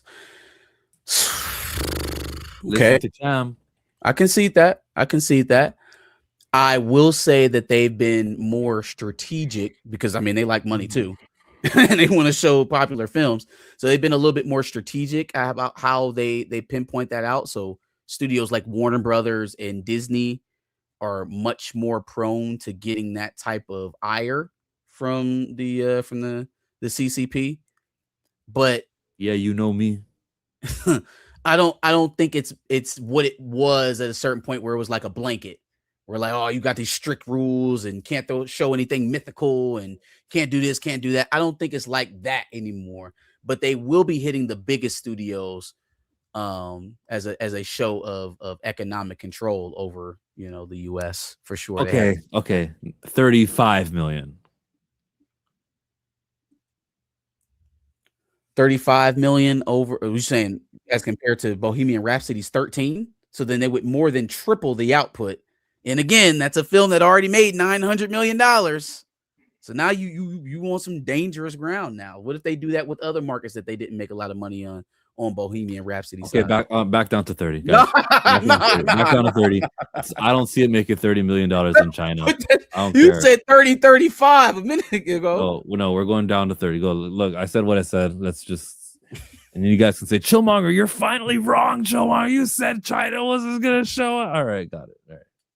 If China showed up for Panther, a fictional character, you think Michael, the biggest icon, will do the same? It's a lot of questions we're asking, Lawrence. We shall see. Hopefully they show out. Yeah, of course. That's the best case scenario, that hopefully they show out. Planet Fanatic says, no, it didn't show trailers. Oh, because he said, did your showing play trailers? That's weird. They wouldn't show any trailers on the movie? Lionsgate? Huh. They ain't have shit else, huh? They said we put all of our efforts into Michael. So maybe there's multiple screenings, and they have so many screenings, and they want to get this one out the way so they can have one more later. Maybe. How long of a movie is it, Darius? A little over 2. Okay, so it's not like an end game in terms of length. They could stand to put some damn trailers on. They say 700 million is to get the sequel, right? That's important. I hope it's good too. I hope the first one's good. I hope I like it. Let's go on to a super chat that just came in now.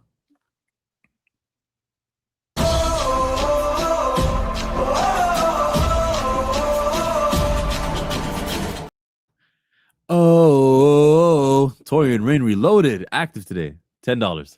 According to what I have looked up, Michael has made nearly $20 million from international markets: Italy, Mexico, France, UK, Ireland, leading the way. In preview money? Wait, why is Italy leading the way instead of a major place like China?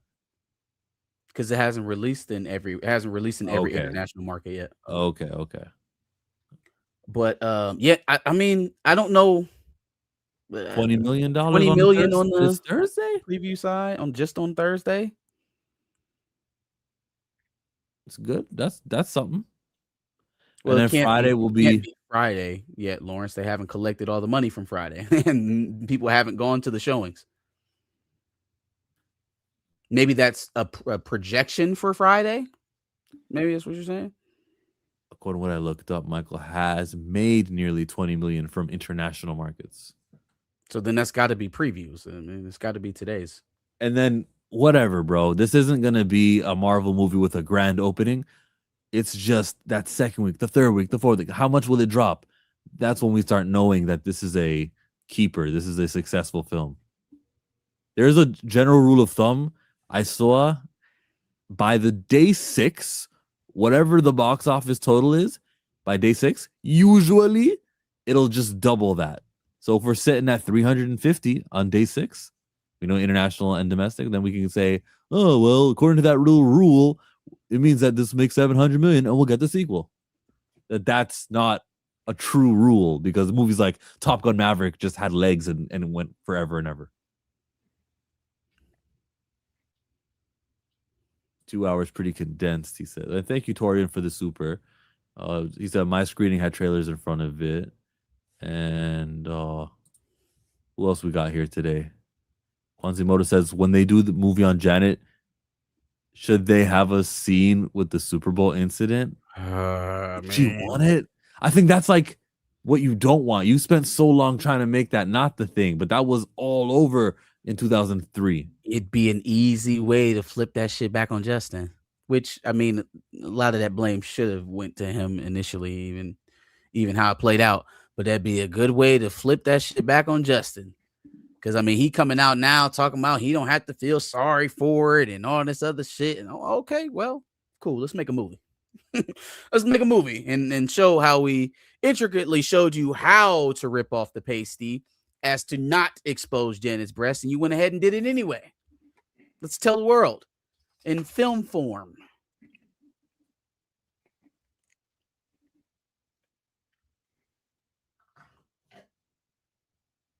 Michael will return in Doomsday. You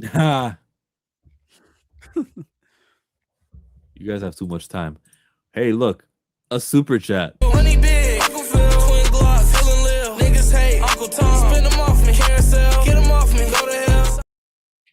Mr. Lawrence, most people said they seeing Michael multiple times. That's absolutely why we got to wait on this and sit.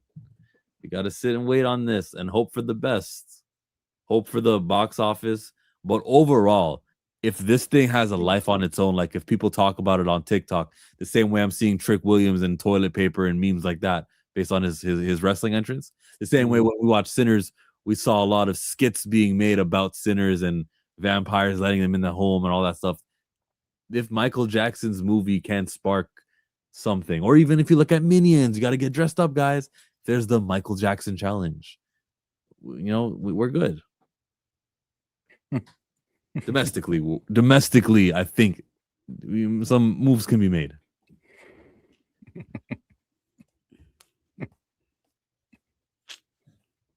Wait for it to play out, man. Wait for it to play out. I think we'll have by the end of this weekend, we will have a much clearer view of whether or not it's going me and Darius's way, or if it's going the way Chill said it was going to go. But we will know.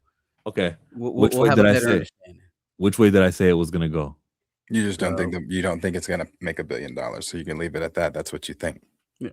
Okay, Marcus, which way do you, because that's not right. Which way do I think it's going to go? It's like 725-ish. Right. Like that. I'll reiterate this one. I doubt the international audience showing up. That's what I doubt.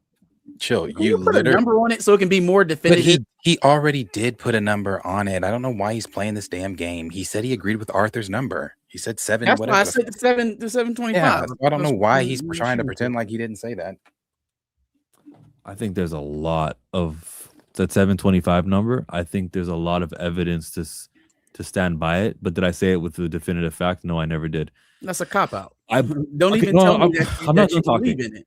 I'm not done talking. I want to now give the That's number. fine. It's still a cop out, and you're not standing on what you're. That is you're what trying he to take said. credit for the fact. Oh, it's very accurate, and I believe in it, but I'm not going to say definitively because I don't want to be wrong. All right, but he did say it definitively. I'm right here, guys. I can give this.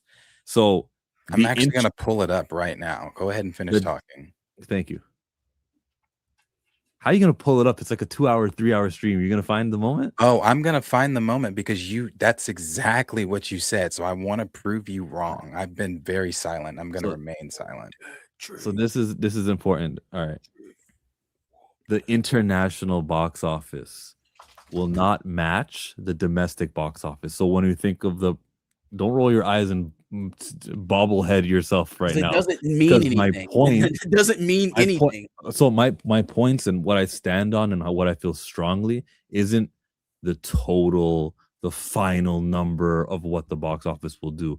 I looked at the past to see what the international will do and how I doubt that they'll show up the way that domestic. So, and this is the part where I give the number.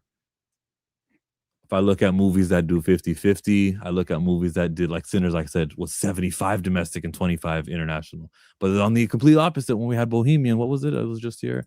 Bohemian's international, it was the opposite. So 23 domestic and 76 international. I don't see the international audience showing up as well. So I'll say 60% domestic, 40% international. You guys want to attach me to something? You can want to write it down. You want to clip it. I'm thinking the domestic is 60%, the international is 40%. So what if they do that and we still hit $1 billion? Then what? Then congratulations, we hit $1 billion. I'm not here to. It's not going to hit $1 billion. I'm here to say that the international audience and racism is so prevalent. That's what I'm here to say. That's what I'm standing on. That international isn't going to match domestic the way it should because of Jafar Jackson's skin color.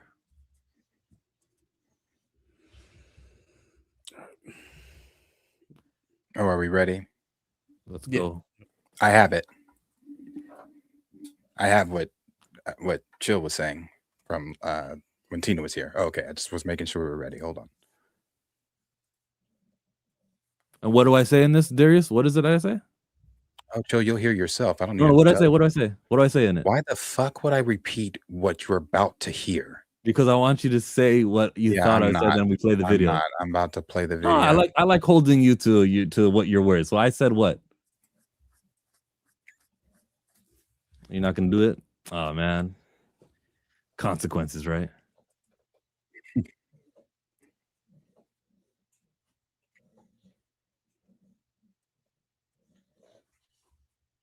Boom, boom, Here we go. boom. Okay. Wait, do you disagree with me when I said 60-40 with domestic and international? Are you open to it? Who you asking? Marcus first. So I think it's, I don't necessarily disagree with it, but I realize that it's taking you out of the space of having to be right or wrong. Like you could be right and still be wrong because you did say that it's not going to make $1 billion. Having to be right or wrong about the billion thing. So I am not fixated on the billion double or the total number. I'm not. That's not the case I'm making. It's not. I'm not a right or wrong. It's not. I was never going that route. I was always talking about international people won't show up. Yeah, but I feel like this entire discussion was birthed out of the idea that we thought it was going to hit $1 billion.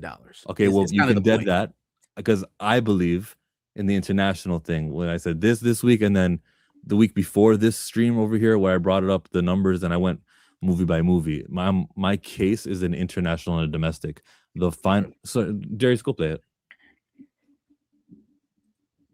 Can go up to 1.2. I don't see the billion anymore. Superman. I'll narrow it down a little bit. Superman numbers. It's I'm telling. I say this every time we talk about Mike. I behoove all of you. God, look up the man before you're after bear customers who historically, especially recently, haven't been supporting movies like Sinners. The international audience haven't been coming up for Black Panther at the same rate they came for Captain Marvel and some of the other white movies. That's what I speak on. So I'm just not insulting Michael. Michael's great. Michael's a barrier breaker. It's just about you yourself. Still, you yourself, when we were talking about Doomsday, just said people will come out for movies they want to see and make those movies domestically. It doesn't exist. It doesn't exist surrounding Michael Jackson. Michael Jackson. And the international was 50, or do you think it'll be like Bohemian Rhapsody? Domestic was something like 33%, and international. Hold on, I need to go back further. You run the risk of getting the boot. Yeah. Love to say stuff, and I understand what you're saying. That's why I said you don't understand the Well, I didn't even finish what I was saying about Michael. I'll say it again. In the Michael situation, I'm where Marcus is, where I'm the one going, no, guys, white supremacy exists. This movie's not going to make it. That's literally what I just told you. Again, that's why I said you don't understand the Michael effect. You're putting racism on Michael Jackson where it doesn't matter with Michael Jackson. So you just don't understand the Michael effect. It's cool. We're a week away. You don't have to understand Mike. Real fast. Who's the Canadian Michael Jackson? So we both can understand. Hold on, let's get past the Canadian. Is it Wayne Gretzky? Justin Bieber. Gonna make $1 billion? Nah. So no. In the height of Bieber feet, the generations to grow up on your music. Like that. Y'all call Bieber the. But Tina, I want it to make 1.3 just as much as you want it to make 1.3 also. That's me. Now, what I will say is I'm disappointed they're not here.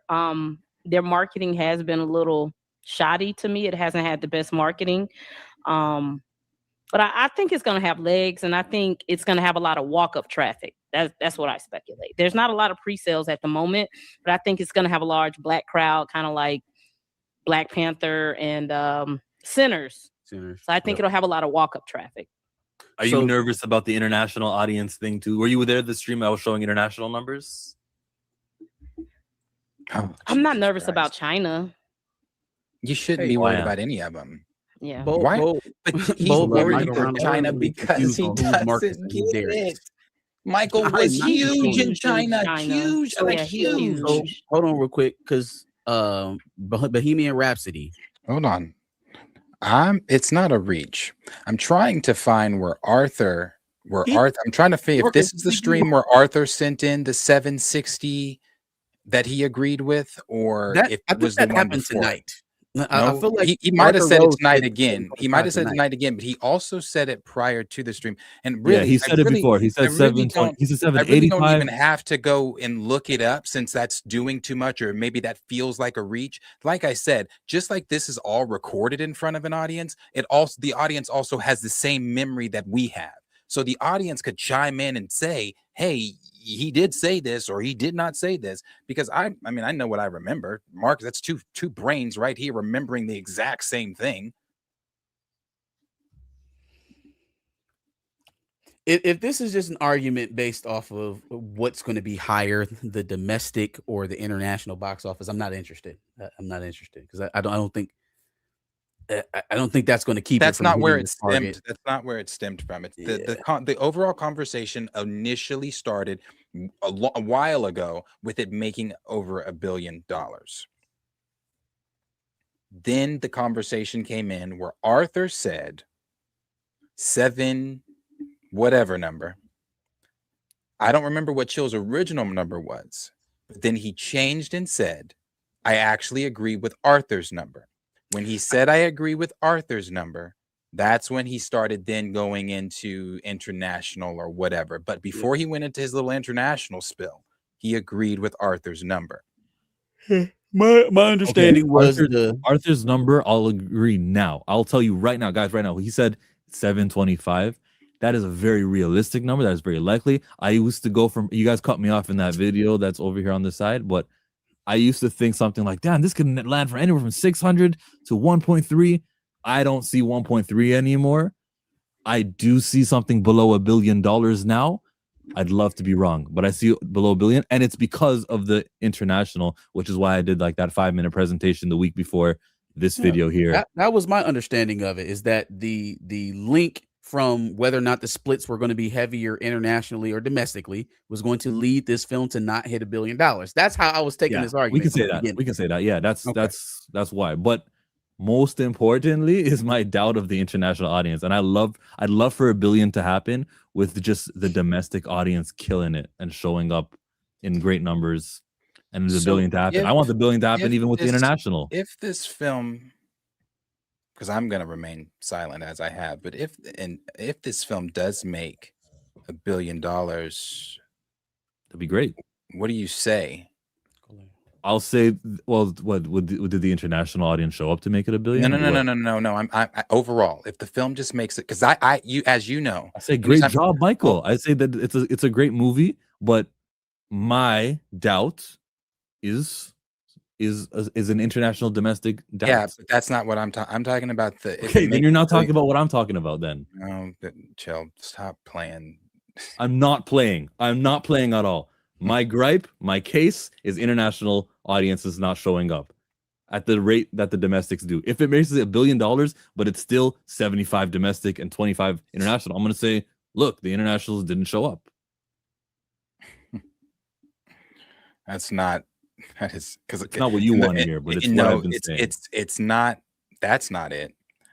That's not the argument we've been having, because I have never combated you on international, because I don't give a fuck about that.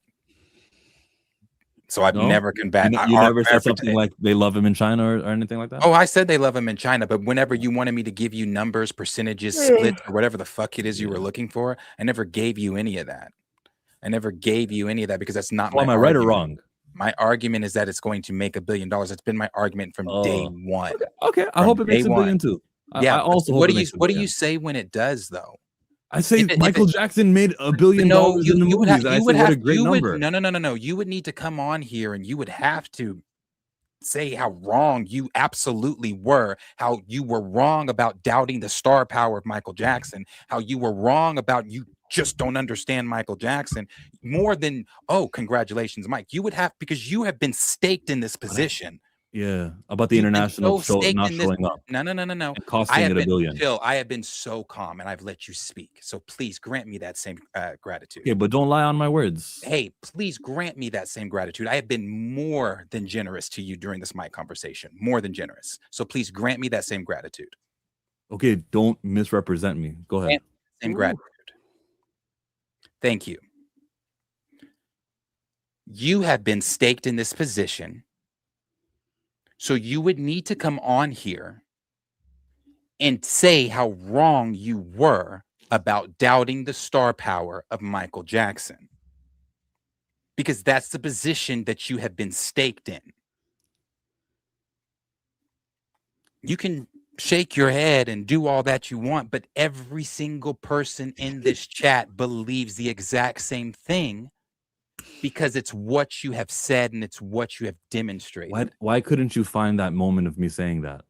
Because I need to find which live it was that Arthur sent that super chat and said that. Well, you said you admitted that you did say what Darius is trying to say. That you said you've already copped to that.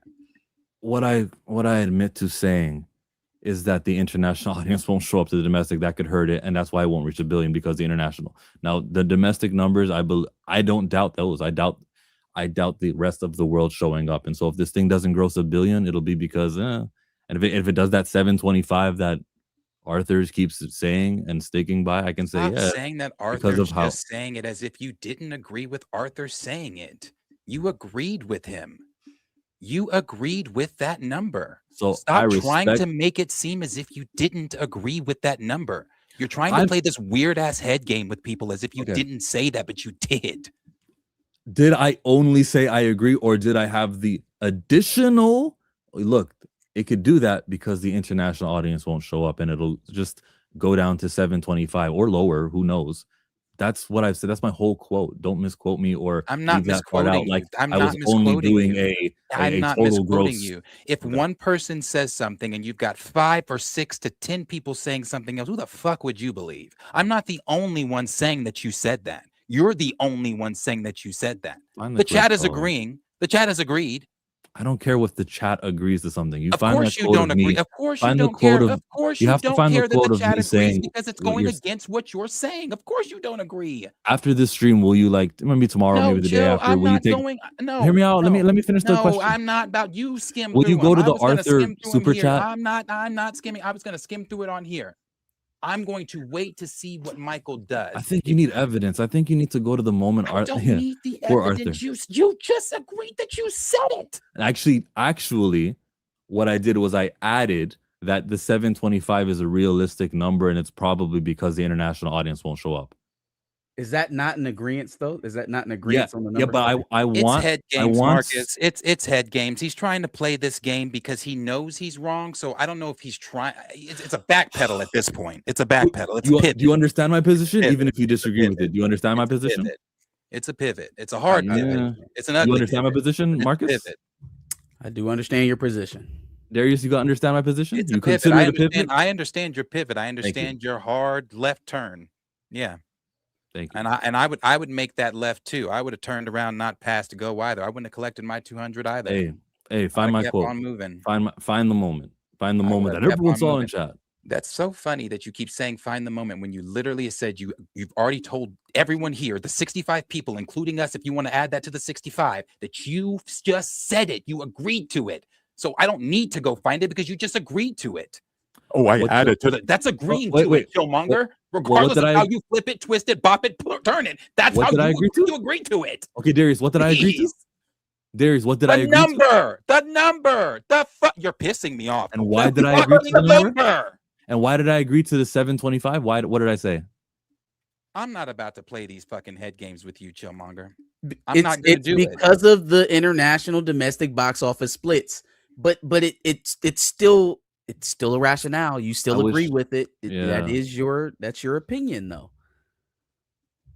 You know? So domestic, what do you think Michael does, Chill? That's a good question. I don't know. What are some other... That is maddening. Let's do what I do here all the time. Let's put it together, yeah. I go to the Bohemian Rhapsody domestic audience, which was 260, and that was a biopic. I think domestically, Michael is more than this. And you What did know Black what, Panther do? Lawrence? 600. That is the biggest point what Lawrence just said there. That is one of the biggest points. Chill claims to support Black projects. I don't claim to support Black projects only, but okay, No, I claim to support Black projects. It's a claim. But It's a when we claim. get a Black project, he thinks it will fail. Chill claims to support Black project. When he gets Black project, he thinks it will fail. Wait, what's the problem with looking at the past and every other Black movie like I did in that 5-minute presentation and analyzing, oh, look, Black movies don't work well internationally. What's wrong with me Because the observing way that? you talk about Sagwa Eyanu is not the way that you talk around the Michael Jackson film. You have not tried I want to Michael prop this Jackson to film up. succeed. Shut up, Chill. You ain't propped this film up once. You've been so negative toward this film. You've been negative since we've talked. Every time we've talked about it, you've been negative toward the film. Oh, That's so, what they so mean. when That's we what played they the mean when they say trailer, you claim to support Black projects, but you pick and choose those Black projects that you want to support. That's that same bullshit. you just pick called and choose Ianu what Sagwa. Black projects you want to support. I've always said Ianu Wasagwa. I said that 2 houses ago. Why Ianu isn't Wasagwa. that I just you? said it again tonight. It's Sagwa. Why isn't that you? We don't need to be throwing out no Ianu shade or no strays. Y'all keep Ianu out of this. Shout out to Elu. Or was Chill support for my Wonder Man? For my Wonder Man. So yeah, great call, Lawrence. Let me bring up Example Comics. You said you support Black Panther. I already knew about, but I'm You glad said you said it. You said you support Black Panther and Storm, but other characters you don't want to support for a great reason. Now, if they have a great writer with a great artist with a great everything on a Black character, I go, oh, look, Marvel put some effort into it.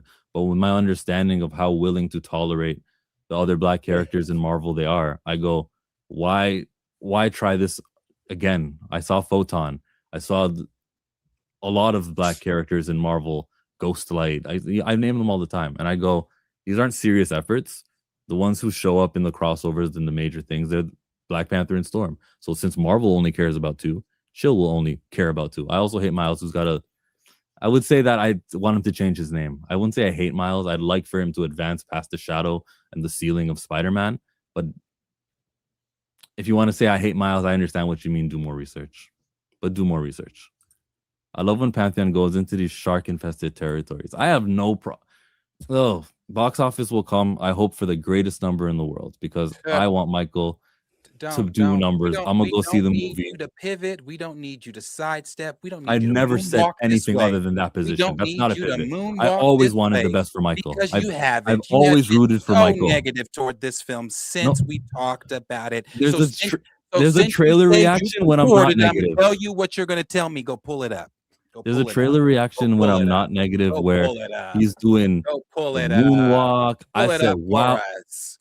There's a trailer reaction where Of course, everybody says wow when Michael Jackson can I does talk, the moonwalk. bro? That's the premise you claim that hate him say wow when he does the moonwalk. there's Everybody a wow.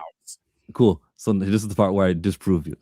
There's this great moment where Jafar Jackson sounded just like Michael, and I said I gave that credit. Everybody has given him Don't that talk credit. over You're me, not dude. special. It's not. You're not special for saying that Jafar sounds like Michael. That's been the consensus since everybody's heard him talk. And when I complimented him, that was me not being negative, Darius. Yeah, you're not special for that. We got one more super chat. #1 hustler getting money. Why you wanna count my money? Appreciate the debate, fellas. Let's all get along. Let's all hope for $1 billion with Michael. Here we go with some more pivots. Hustler getting money. Why you want to take my money?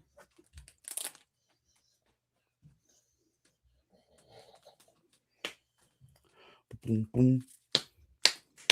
Boom, boom. That's another point, Rastafari. Boom, boom. Boom, boom.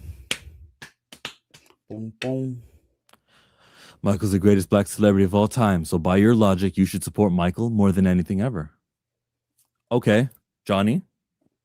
I intend to see this movie at the cinema and pay my money to support it.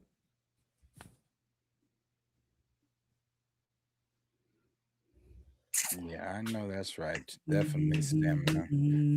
John, I've not seen you in these other debates, so you might have come in on a, but he's definitely no victim.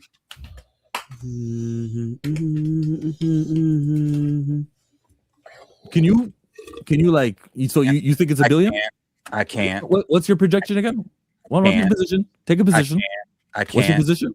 You already know my position. So the fact that you want me to say the number again is me playing into your weird fucking game that I'm not playing. So play your weirdo Uno Yahtzee, whatever you're playing by yourself. You know my number. Goldfish, you know my number. Number one hustler getting money. Say $1 billion again. It's fine. I think your number is $1 billion. So if I'm wrong, correct me. I think you said $1 billion. All right. I hope for $1 billion too. I hope so much.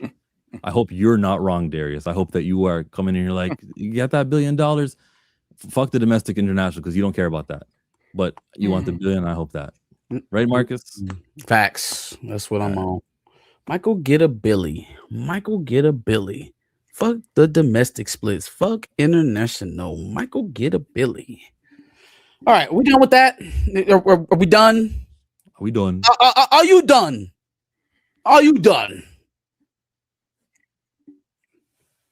Cool. No, you didn't give your prediction. What is it?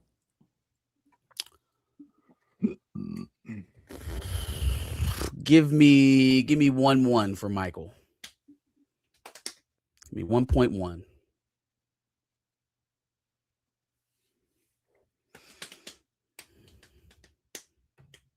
Did we have anything else to touch on today? The Invincible ClayFace. We touched it all. I think we got through it all. Even talked about Favreau, and was there anything else we were talking about? You got to talk about Dakota a million times. It was a good Including time. Amistad, who they say is on the spectrum, but that was only the TV show. In this, he doesn't talk like he is. Unless Grogu's on the spectrum. Oh shit. Torian, don't even. That's the most like. We'll do what it's meant to do. Yeah, you can take that shit on home. You can take that shit on home. Oh man. Yo, join us for another riveting edition of the Pantheon three-headed monster. I am Chillmonger, and you can expect some content coming from me regarding the Dakota incident and some other comic book shit. Thank you for coming. Marcus, Sundays, what's happening? Sundays at 4:30. Come check us out for dubs and L's and a little bit of media news on the Behind the Cape segment. Like I said, kicking it off at 4:30. Come check us out. I missed the super chat. He says, hold up. I got 9 that showed up. So chill. I hit you on Patreon. He told me that. Support the show back in Cleveland, Toronto. Yeah, we saw that. John Favreau is the problem. We saw that. Speaking of Viltrum, yeah, we saw the Japanese Twitter. I think my bet of 725 million is looking good. What was the bet? What was on the line, Arthur? I think he just made the claim. I don't think there was a bet. Yeah, that's what it is. And 10 from Torian says, according to what I looked up, Michael has made nearly 20 million from international markets. Solid. Most people said that they seeing Michael multiple times. I think we read that one, didn't we? Yep. Yeah. And then appreciate the debate, fellas. Let's all get along. That's all the ones that show up on my feed. So if I'm missing a super, it's StreamYard's fault. Yeah, I got him.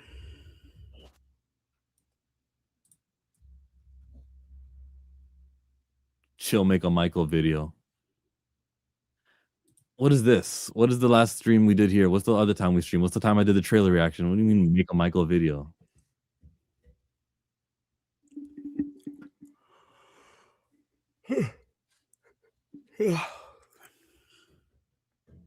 All right. Cue to Josh for you have me fall asleep on stream. Hey, I've been watching y'all every single time on Thursday and Friday because I swear to God, y'all switch up every now and then. But rock out. I'm fucking with it. I'm out. Thank you, Josh. Appreciate it. All right, dog.